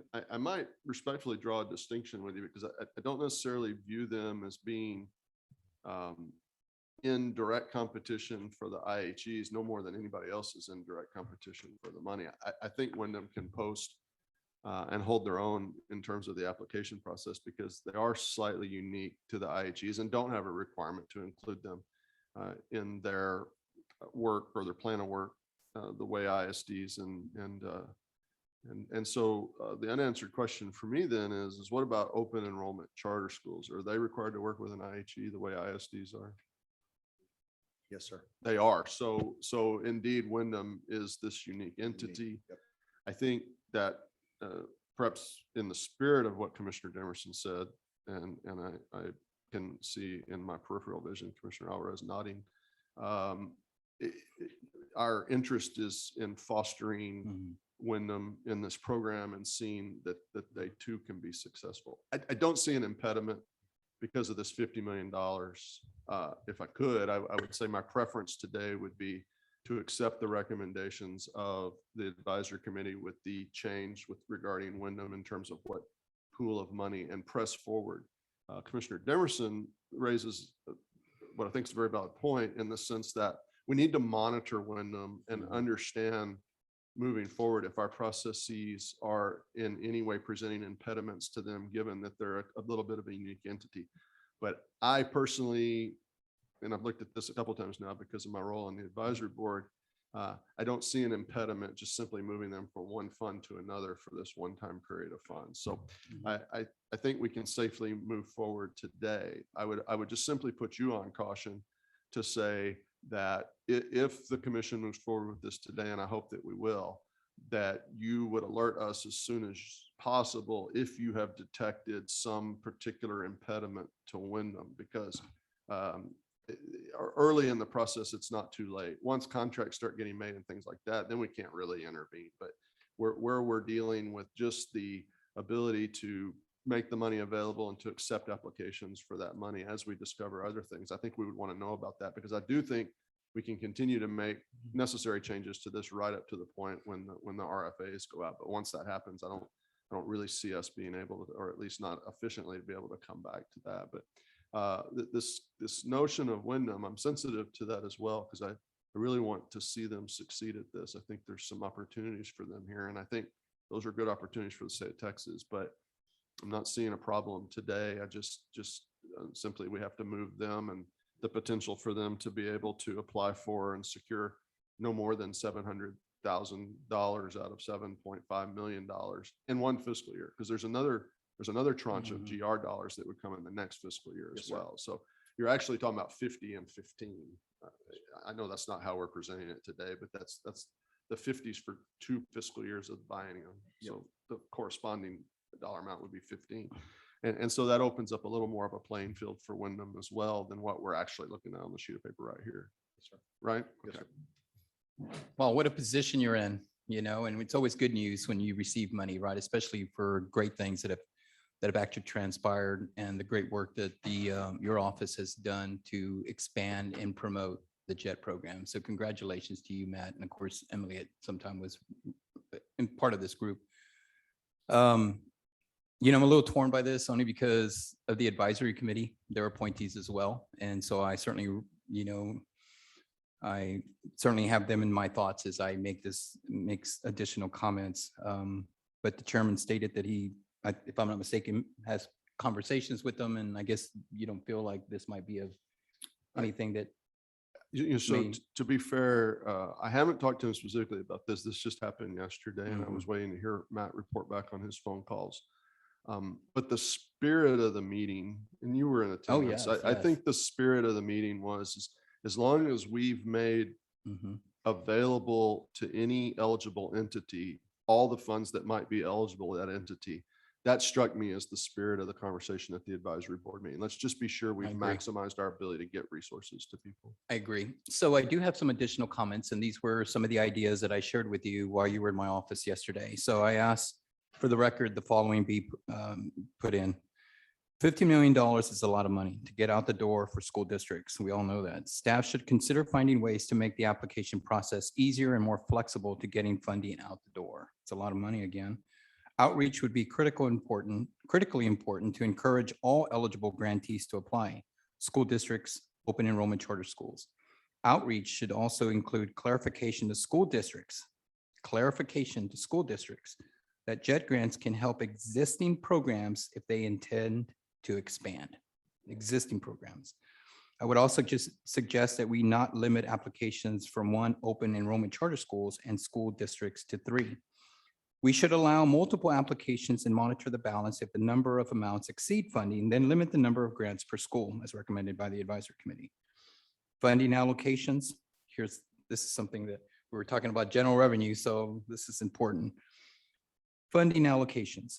Of the 7.5 million in general revenue, I would suggest carving out 1.5 for Wyndham school districts and any money not used to go to institutions of higher ed. So if they don't use the 1.5, send it to higher ed. Minimum maximum grant amounts, just like the group had recommended. The advisory committee, 40,000 to 350 for institutions of higher education and Wyndham. 40,000 to 750,000 to open enrollment charter schools and school districts. These are all recommendations. Minimum 50-point threshold for successful applications. Maximum grants per eligible entity. 2 applications per institutions of higher ed. 4 applications for Wyndham. Again, any money not used to go to the higher ed. Open enrollment charter schools and school districts. I would suggest we not limit applications from open enrollment charter schools and school districts to 3. We should allow multiple applications and monitor the balance. If the number of amounts exceed funding, then limit the number of grants per school.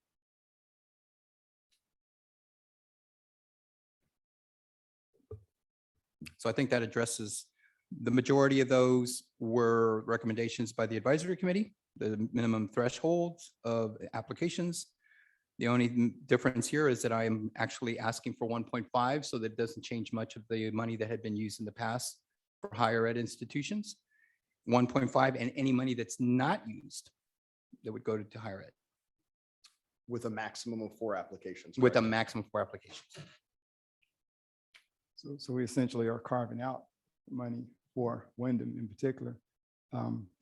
That's different than what the advisory council Well, this whole actually thing is. recommended. Yeah.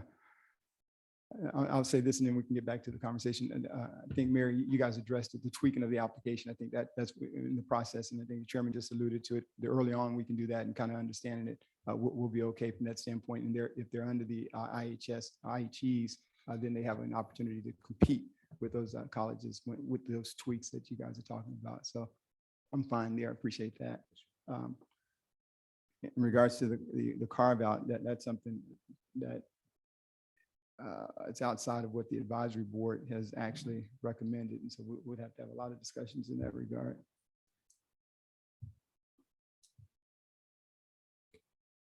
I will note that at 350,000 maximum grant and 4 grant amounts, that would be 1.4. That's correct. So Okay. we would already have 100,000 left over. And that's assuming that they were to use those programs. Yes, you sir. know, that's assuming that they would use it. And again, I understand your concern, but the advisory committee, I think all of these recommendations that I laid out in front of you were recommendations that the advisory committee had already supported, supporting Wyndham. But because of the circumstances that we're now facing, all I'm asking is for a carve out of some of that money be specifically designed to go to them. And again, if they don't have a program, any of the money that's left over would actually go to the higher ed. So they could eventually get over 6 million, or it's going to be 6 million plus. But to address, again, this is coming from the guidelines that were laid out in front of us. And the fact that we have already approved Wyndham as one of the eligible applicants. All I'm doing here is carving out money and they were going to get awarded anyway up to 2. And you can correct me if I'm wrong, Chairman. I know that was the presentation and I think they were all in agreement that Wyndham should be on the receiving end of some of the funding. Well, I think they were in agreement of, everybody's in agreement that Wyndham should participate. I disagree with you in principle today. Only because carving out one entity over the others is problematic for me procedurally, because we're going to have to undo that at some point. And I don't want to create special categories among the applicants. The spirit in which you've offered that, I understand it strikes me that you would like to do, or at least are considering, would want us to consider doing, is to treat Wyndham as we contemplated in the advisory board discussion in terms of what they would be eligible for while moving their tranche of money. Some part of me appreciates that. I wouldn't be able to support that today because I don't want to create categories. I'm already uncomfortable with the 2 tranches of money, and I'm already uncomfortable with one-time money, and I'm already uncomfortable with what seems like we're creating tiers of applicants. And so I hope you'll appreciate my concern has 0 to do with Wyndham. I'm glad they're now eligible.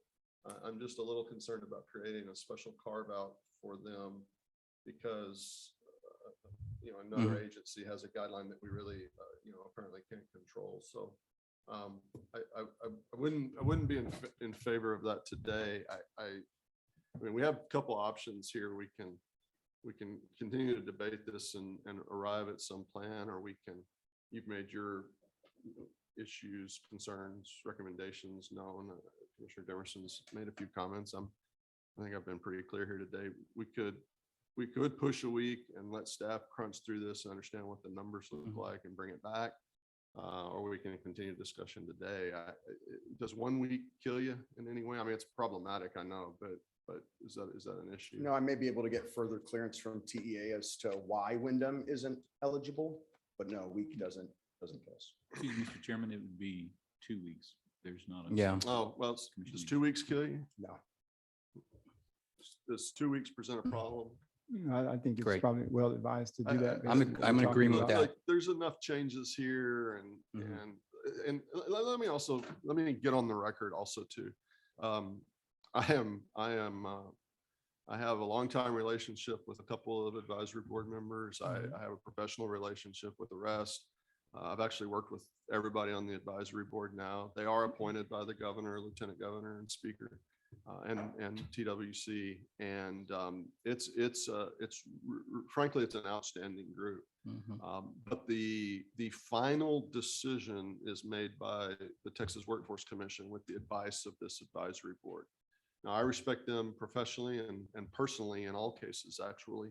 And so I want them to be comfortable with the decision. But at the end of the day, it's the three of us that vote on this. And if we disagreed with the advisory board, we would, as a commission, be free to act on that disagreement.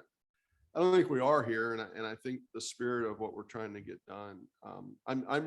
If it's not a killer, I'm leaning toward spending 2 weeks understanding what this is and continuing our conversation with TEA and coming back at this. If there's no objection from you, and certainly if there's no objection from either commissioner, I think that's in this commission's best interest to get to the right answer and really understand what's going on via TEA and what all of our options and parameters are here.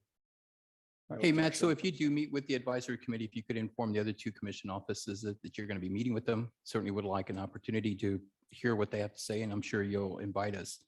And of course, I'd also like general counsel for clarification on some of the points that I pointed out earlier today, especially regarding the report and how that money is supposed to be used. Yes, sir. Okay. Yeah. And Mr. Chairman, it sounds like you brought up a point that I think we've all known. And if we're making the ultimate decision, then I think Commissioner Alvarez's 1.5 comes on the table if it's ultimately us to do it. So, yeah, for sure. I think that's a point of discussion. Absolutely. okay. Again, my disagreement with Commissioner Alvarez today is merely on principle. And I think the right thing for me to do is to look at all the angles of this and try to understand what that actually means for the commission and what it means for the program going forward. Good. Yeah. One more question? None here, Chairman. None. More questions? I have one more.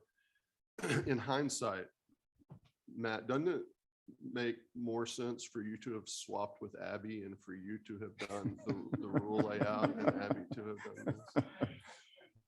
Hard act to Don't answer follow. that question.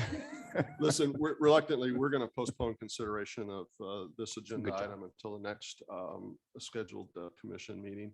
In the meantime, you've heard what Commissioner Alvarez has asked. You've heard Commissioner Demerson and myself, various comments. Go back, get some understanding from TEA. I will tell you, I fully anticipate that you will again brief all three commission offices on what you find out.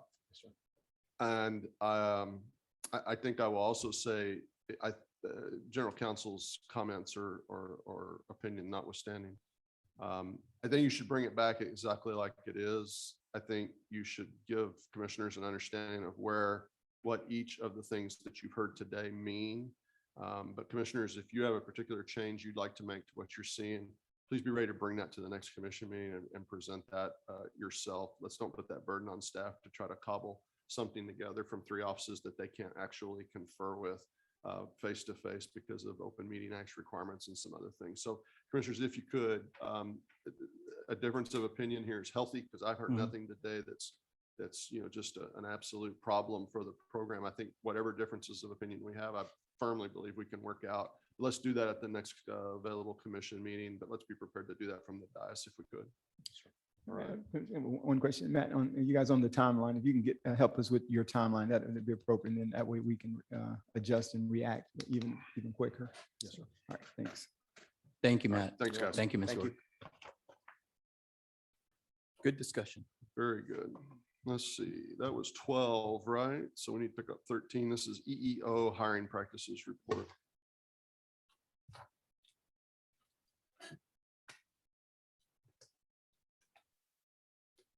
Good morning. Morning. Daniel, Commissioner Alvarez, Commissioner Demerson, and Mr. Sarna. Brian Snoddy with the Civil Rights Division. Today, before you for discussion, consideration, possible action, we provided you with the Equal Employment Opportunity and Minority Hiring Practices Report for the governor and legislature pursuant to Texas Labor Code sections 21.0035, 21.504, and 21.553. We would notice substantial similarity to the previous report of 2017 to 2018. This report does form the basis for updating the workforce utilization analysis tool. Further, I'd be remiss if I did not give explicit acknowledgement to the Controller's Office and the Office of the State Demographer that provide all the data for this report. So we're thankful for them. Staff does seek approval to present the report and make non-substantive clerical changes to the Office of the Governor and Legislature consistent with the law. This concludes my presentation. It's my pleasure to entertain any questions at this time. Any comments or questions? None here, Chairman. None. Is there a motion? Nice to see you again, Brian. Good to see you, sir. I move to approve the Equal Employment Opportunity and Minority Hiring Practices Report for fiscal years 2019 through 2020 to be submitted to the governor, legislature, and legislative budget board. Second. It's been moved and seconded. We're unanimous. Thanks, sir. I'm told staff has nothing under item 14. Staff has nothing under item 15. That brings us to item 16. This is Child Care Development Block Grant COVID-19 federal funding, third tranche of new initiatives, 2022 Child Care Relief. Good morning, Chairman, Commissioners. Reagan Miller with the Child Care and Early Learning Division. This morning for your consideration is a discussion paper on the $2.45 billion in stabilization funds that TWC received through the American Rescue Plan Act. This is the 90% portion of the stabilization funds, which must be spent directly in awards to child care programs. In issue 1, you'll see that the first portion of the overview provides a summary of the federal ARPA parameters that TWC must consider.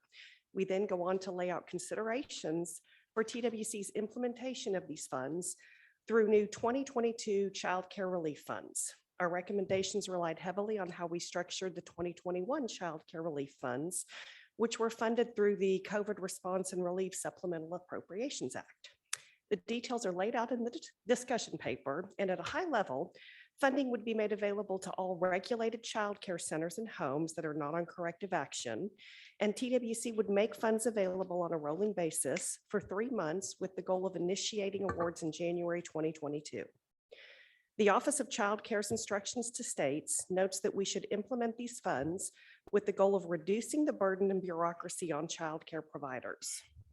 Regarding award amounts, OCC's instructions allow states to develop a formula to estimate a provider's operating cost that is based on provider capacity, age of the child, and region of operation. At the bottom of page 4, the paper outlines the proposed formula based on these factors.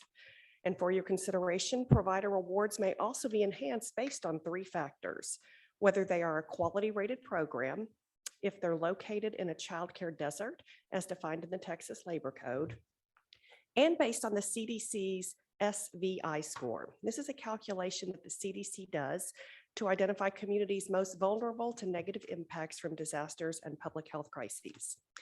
We'll calculate the final award amounts based on the number of eligible regulated providers as of December 31st.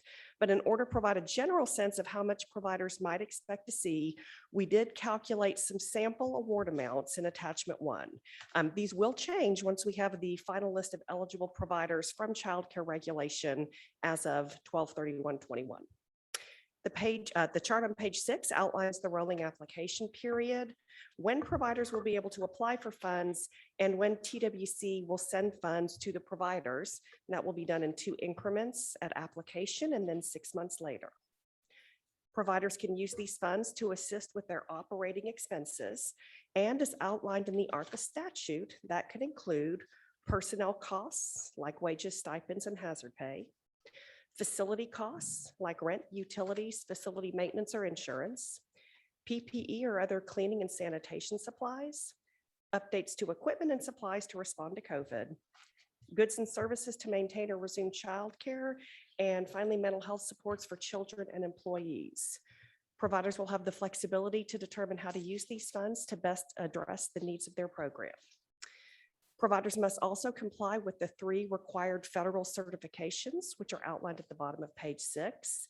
And finally, we note that providers must retain documentation on the use of funds, are subject to monitoring and must comply with TWC's reporting requirements. So that is the issue 1 in your document. And the second issue for your consideration is budgeting funding for TWC oversight and administration of the child care program through fiscal year 24, totaling $42.5 million. And that concludes my remarks this morning. I believe Mr. Trobman is. Commissioners, Les Trubman, General Counsel, we do have 3 individuals who would like to address you if this is a good time. We first, in person, Cody Somerville.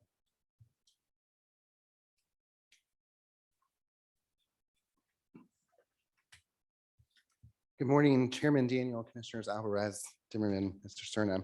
My name is Cody Somerville. I'm the Executive Director of the Texas Association for the Education of Young Children. I'd first like to say thank you to the Commission for all you've done to support high quality early learning and childcare through the pandemic.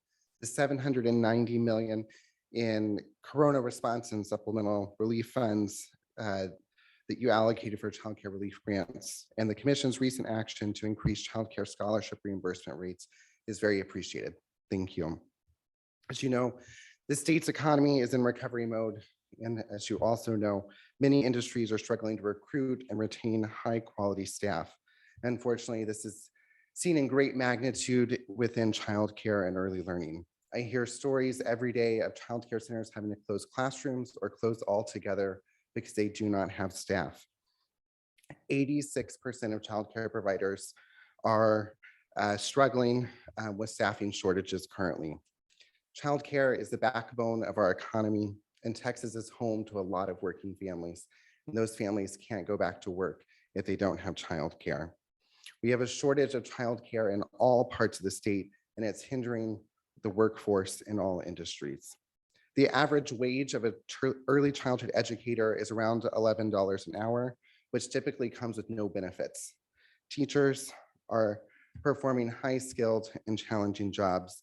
And unfortunately, our childcare teachers are not appropriately compensated for the work they do. Low wages is the #1 reason that early childhood educators are currently leaving the field. And we see a vicious cycle. Early childhood educators are not appropriately compensated, so there are staffing shortages. Staffing shortages are leading to under-enrollment and long wait lists for families. Without the ability to clear these wait lists, centers are running impossible margins, and that's making it impossible for them to increase compensation. That's perpetuating this cycle. And this cycle is undermining our state's economy and recovery efforts. And without a solution, even a short-term solution, the cycle will lead to more closures and further deplete the supply of childcare in our state. Today, I present you each with a letter signed by over 600 early childhood professionals, family members, and community members, respectfully requesting you all to allocate funds from the American Rescue Plan Act for the express purpose of increasing compensation for the early childhood workforce. Stabilizing the supply of high-quality early childhood educators will go far in stabilizing the supply of labor in all industries. Your leadership throughout the pandemic has demonstrated that you understand that childcare is essential to our economy, and we look forward to seeing your leadership take action to stabilize the early childhood workforce. Thank you.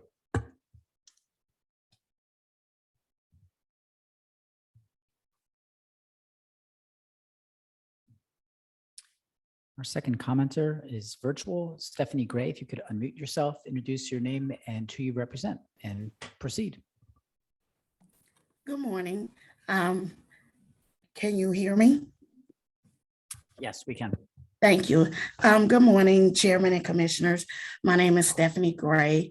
I am the owner and director of Books and Bibs Childcare here in San Antonio. I've been open a little over 4 years, and my center is a 4-star TRS center. I'm specifically speaking in regards to allocating funds specifically for increasing the pay of our early childhood educators. Between the ages of 1 and 4, the most important years in children's lives is when they first learn how to interact with others, including peers, parents, and of course, their early childhood teachers. Early childhood educators are the building blocks of learning for our children for the rest of their lives. Yet they are the absolute lowest paid in the entire education system. Stability at an early age is vital. Excuse me. However, it's extremely hard if we can only pay our staff $10 an hour, especially if they can go to the nearest fast food and make $15 an hour. So it's pretty much impossible for us to compete with that without raising our rates, which then makes it unaffordable for parents. So again, we do need to help, like we're in crisis mode. For me specifically, my facility holds 118 children. I only have 54 enrolled, not because children are not available, it's because I don't have the staff. In order to stay in ratio, of course, I can't allow those kids to be enrolled if I don't have the staffing. So again, we definitely need help with this. Thank you very much. Final commenter is Sarah Beret. If you could unmute yourself, introduce your name and who you represent. Good morning. I'm Sarah Beret, CEO of Pre-K for SA. Thank you for allowing me to provide comments this morning. Pre-K for SA operates 4 licensed early learning centers. We also support providers across San Antonio. So I'm here today both as a provider and an advocate of high quality early learning and care. As commissioners of TWC, you know better than most the critical role childcare plays in the economy. If people do not have care for their young children, they cannot go to work. This is why when the pandemic struck, the governor stood up a task force on early learning and care. The governor understood that childcare was essential to reopening Texas. I had the opportunity to serve on that task force and was proud that Texas took such decisive and effective action to ensure our childcare system survived the pandemic. And I thank you for the role that you played in that by allocating funds to help childcare through that crisis. We need similarly decisive action now. The childcare system is still in crisis. As Cody mentioned, a recent survey of providers indicates 86% are experiencing staff shortages, and low wages is cited as a primary reason they cannot hire staff. Providers who participate in the subsidized care system who serve our most vulnerable children are hardest hit. The average childcare worker makes $10 to $11 an hour, and who can blame them when they leave childcare to go work at a fast food restaurant or a retail store that pays $15 to $20 an hour for a job that requires far less education and responsibility than caring for young children. Now, I understand that solving the childcare wage gap has been around for a long time, and it's not going to be easy, but we must start by stemming the current crisis. Investing ARPA dollars to supplement wages will help to stabilize the system so that it does not collapse, which it is on the verge of doing. If we do it right, we can also begin to build a sustainable, high quality early learning and care system for our most vulnerable children and families. And the good news is we know how to do this. We have models of how to strategically invest in wages to increase childcare systems so that we retain our teachers while simultaneously increasing their education levels. For example, in San Antonio, a local business owner invested in a pilot program to increase education and retention among infant toddler teachers. What we learned from this project is that incremental wage supplements are an effective incentive for increasing childcare teacher qualifications and retention. Of the 14 teachers that began the program in 2020, before the pandemic, before we knew it was coming, they all earned Child Development Associate certificates, and they are all still in their post. The ARPA funding is a unique and perhaps once in a lifetime opportunity to make strategic investments that have lasting impact. I encourage you to provide guidance to local boards that helps them to put the ARPA dollars where they're most needed and will have the longest term impact in wages for childcare workers. Thank you. Commissioners, this item is now before you for your deliberation. All right. Any questions or comments for Reagan? Do you have anything, Chairman? I mean, Commissioner Chairman? I was going to say, Reagan, as Okay. some of the items that were mentioned, the models and things of that nature, I'm interested in seeing some of those that were mentioned by pre-K and SA models that allow us to get to where we're going. She mentioned we have the examples of how to do it right. And so I'm curious to see some of those. Yes, so it sounds like Sarah was describing a project that provided wage supplements upon completion of some educational attainment.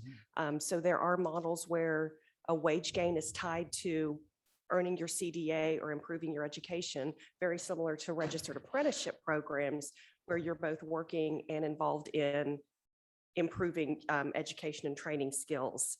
There are some other programs that simply provide wage supplements, signing bonuses, retention bonuses in an effort to encourage staff to stay at the center, at the home, and continue working there. All of those models with this 2.4 billion as it's designed now, providers would be able to invest any or all of the funds that they received on these types of wage supplementation programs. Okay, thank you. So that was one of my questions, which is what of the 2.4 billion that we're talking about today, what are some things it can be used for? So the federal law lays out six areas that providers can spend their funding on: personnel, facility costs, PPE and cleaning, updates to equipment and supplies, goods and services, and mental health supports. So providers would have the ability to spend their money on any of those activities and other operational costs.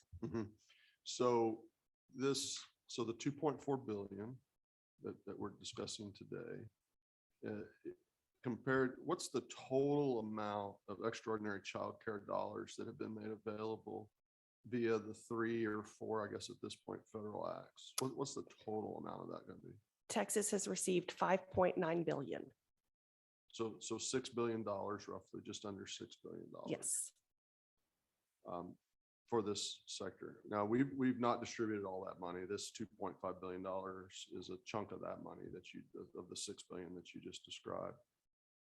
This one, if I'm not mistaken, is probably one of the more restrictive provisions in the different childcare dollars that have been made, in the sense that we were essentially given the opportunity to distribute this to any open and operating licensed childcare facility. That's correct. 90% of these stabilization funds, 2.4 billion, did have to go out in grants to childcare programs. Yeah, and there's like 100, not 100, there's about 13,500 of those in the state. Roughly, yes. Right, and that'll change a little because there's constant movement on licensing and different things like that. So on average, that's like $177,000 per center if you just divide. Now, we're not doing it that way. We have a bit of a formula here.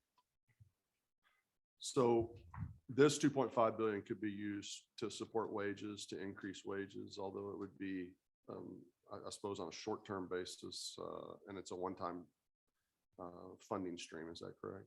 Yes, sir. These are one-time funds. Right. As to the formula,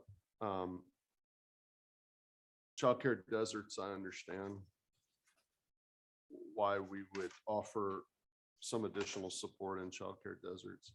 I wholeheartedly support our support of quality rated providers with the funding enhancement for 2, 3, and 4-star providers. I am a little bit interested in how we arrived at using the social vulnerability index, and this seems like an unusual use of that index. It's typically used to schedule evacuations and other types of disaster support. It is. So I'm trying to understand how this fits in with our enhancement of quality rated producers and childcare desert alleviation programs. Yeah, so this SVI index is something that's been highlighted by the Office of Child Care on several technical assistance webinars. It's comprised of about 15 different demographic data elements, and is a way to help identify communities that may have a difficult time preparing for and responding to these kinds of crises.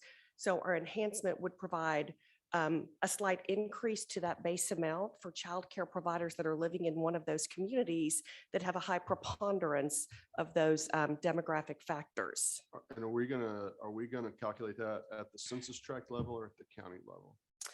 We are going to calculate that, I believe, at the census tract level. Okay, and what tell me how many childcare centers would be located in a childcare desert that would also have a social vulnerability index score that would net them additional funds?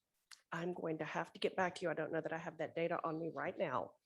It strikes me, looking at the 15 individual components of the index, that there might be a high probability that those would also be childcare desert areas. I'm only concerned that it might be a little redundant. I mean, there's nothing about the social vulnerability index that's problematic, and I can clearly see mathematically how it might yield aid in an area that we all would want to yield aid in. I guess at great risk to the discussion, I see the elimination of childcare deserts as perhaps being more advantageous to the state of Texas and TWC than worrying about at the census tract level the social vulnerability index. But if it's an available index and your use of that is solely because you're trying to ensure that centers who perhaps are in an area of more need or they have challenges beyond some others, I can comprehend that. I think there might have been better ways to do it, but I also understand the need to move $2.5 billion out the door. And while I'm on that point, I might also say I think when you're looking at $6 billion, you think it will be very easy to distribute $6 billion responsibly to the state. And you find when you get into it, it's not as easy as it looks to be responsible with the money and ensure that the taxpayers are getting the highest level of efficiency for those dollars. And I do commend you for what you've been able to do with that. I know we're not through distributing that money because there's still more to go. And I should also say, I'm on the heels of a decisive vote that was taken yesterday in the legislature. We have at this point $6 billion available for childcare programs. In the totality of the pandemic, the state of Texas's share of unemployment insurance benefits that we paid out was roughly $7.5 billion. So just slightly larger during a 20-something month period, just slightly larger than what we're investing at this point in childcare. It's a very healthy investment in childcare, and I appreciate the care that you've taken with making sure that all the dollars are impactful. And so if you could get back to me on that one point on the SVI index and childcare deserts and how those cross over each other, I would appreciate it. It's not going to hold up this item today. I'm just trying to understand how these dollars are being distributed because there are more dollars to distribute. And I want to make sure all that's able to fit together in some coherent kind of way. Yes, sir. Happy to do that. Chairman, I'd like to ask Reagan a few questions. One is, you said personnel costs. Can you tell me exactly what that covers? Would I be safe by saying that it would cover retention bonuses and one-time bonuses? Yes, sir. I think it's certainly worth noting that we need to inform our providers, and I'm sure they are aware of that. I know the SVI is about a 5 or 10% increase depending on the score. So I have I just have some comments that I'd like to make. I certainly believe, and I always have believed that, our child care providers should be paid more. That is by no doubt has always been my position. But I also believe in sustainability models on this one-time infusion of money, right? So I do want to inform the person who spoke at the very beginning of today's commission meeting regarding childcare breakouts during the conference. As you know, my super session is childcare, and we're very fortunate to have some really Dr. Quintana Moore Rice, and some other people that will be providing us remarks. And Reagan, you'll be serving as a moderator, so I'm very grateful to you for that. And I certainly think this is something that we need more people. Well, we'd like for people to understand some of the challenges that we face and how some of the money that we've had or how we've distributed some of the money was used. I'd also like to thank the folks that have called in, and Chad, a good friend of mine who I saw in Fort Worth recently. I'd like to acknowledge and thank Casey and Texas AC for their valuable input. We value Texas workers and understand the challenges the workforce faces. 2 weeks ago, I attended a graduation at Fort Worth Campfire for graduates of their child care apprenticeship program. I encourage child care providers to look at this model as referenced earlier about educational attainment as by one of our speakers.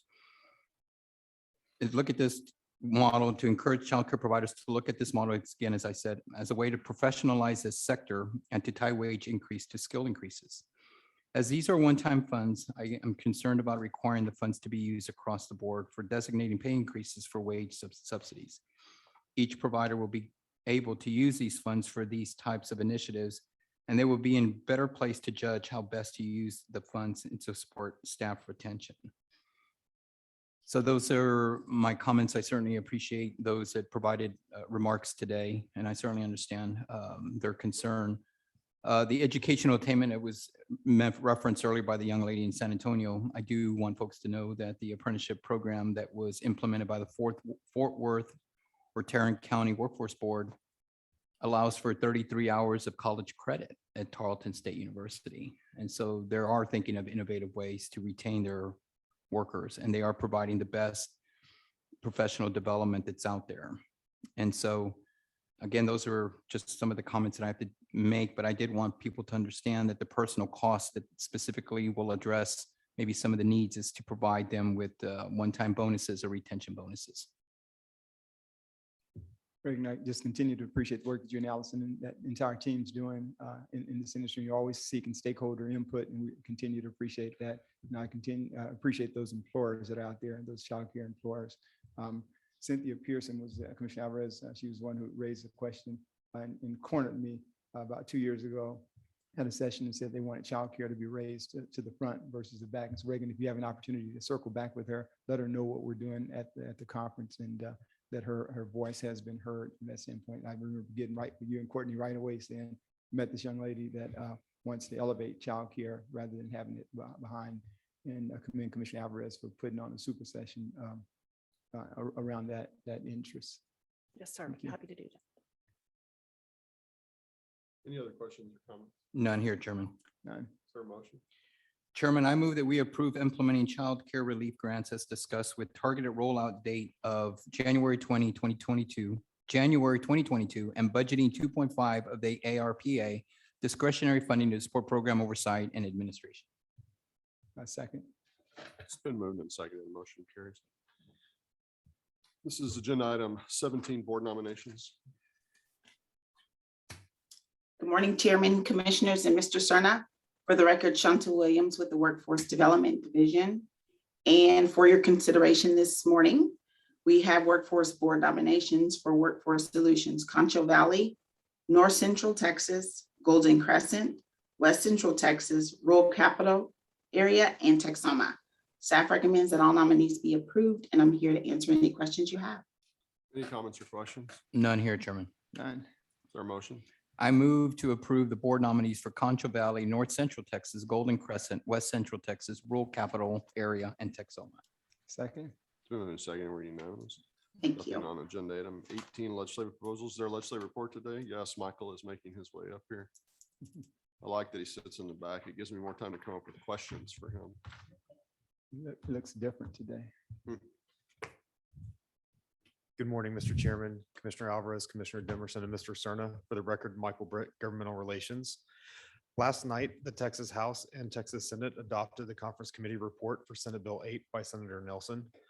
This legislation appropriates Federal American Rescue Plan Act funding, including approximately $7.2 billion to the UI Trust Fund for the purpose of retiring the state's Title 12 advances and restoring the UI Trust Fund to the statutory floor. The bill will now go to Governor Abbott for his action. This concludes my remarks. I'm happy to answer any questions. I prefer Jeopardy style if you have questions. Do we have to play the music? Tom said he'd hum it from the back. Tom's a whole other topic. Any other questions? None here. No questions. All right, thank you so much. Thank you. Mr. Cerna on the Executive Director's report. One of the things that I'd like to report, and Clay will come up and provide details on one particular aspect of it, but I wanted to make sure the commissioners knew that we continue to take action on the lessons we learned during the pandemic, the height of the pandemic, and adjusting our operations to improve our services to our customers. And Clay's going to highlight some of the things that they're doing in UI right now. So. Good morning, Chairman Daniel, Commissioner Alvarez, Commissioner Demerson, Mr. Cerna, for the record, Clay Cole, Unemployment Insurance. Yeah, just wanted to give you a UI update, like Mr. Cerna indicated. It's been a while since I've been here, and I tell you, some encouraging signs that we're seeing as fewer individuals are needing our services as we go forward right now. And of course, there's plenty to do in the unemployment insurance division as it's really good timing as we really get to focus on replacing our legacy system with the UI system replacement project. And we're really stepping it up on the tax side, which has been going on for several months. We're on iterations 4 and 5. We're starting those up, and we're testing iterations 1 through 3. And we're about to kick off the benefit portion and the appeals portion of the project. So good timing as things improve in unemployment insurance.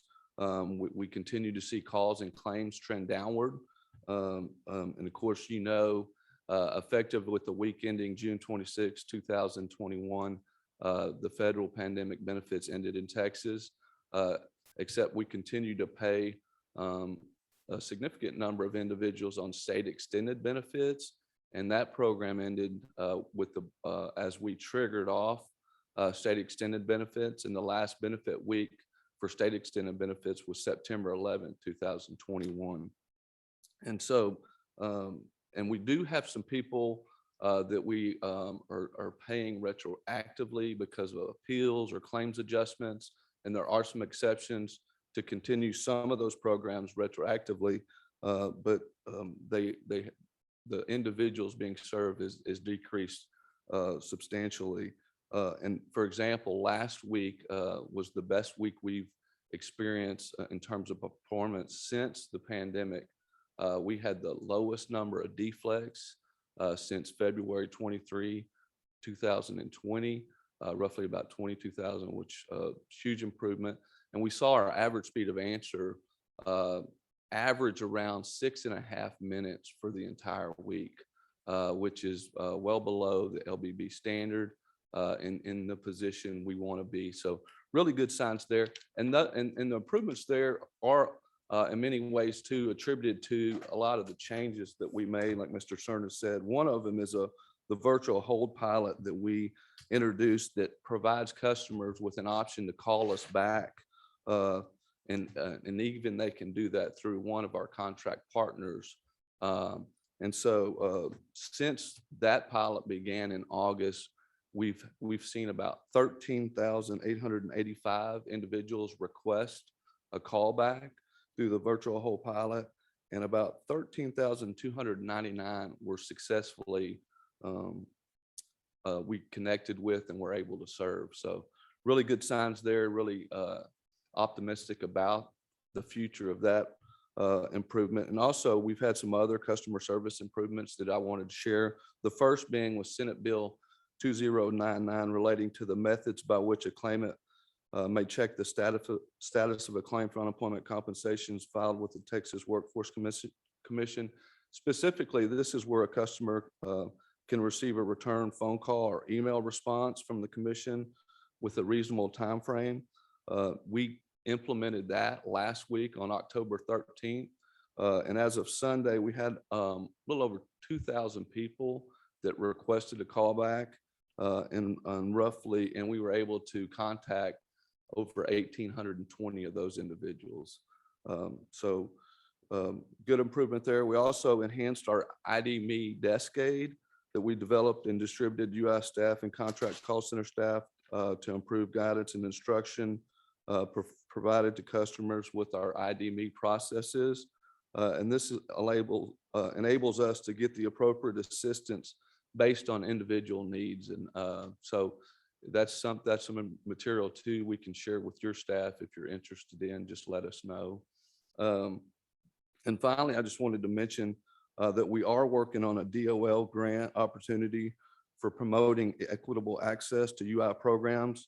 Although we've been providing equitable access to unemployment insurance customers even through the pandemic, but we intend to utilize these funds awarded within our modernization programs already underway, such as the UI system replacement project, and the IVR upgrades, just to ensure both claimants and employers maintain equitable access to our UI systems. And so this is, again, we feel like a great opportunity.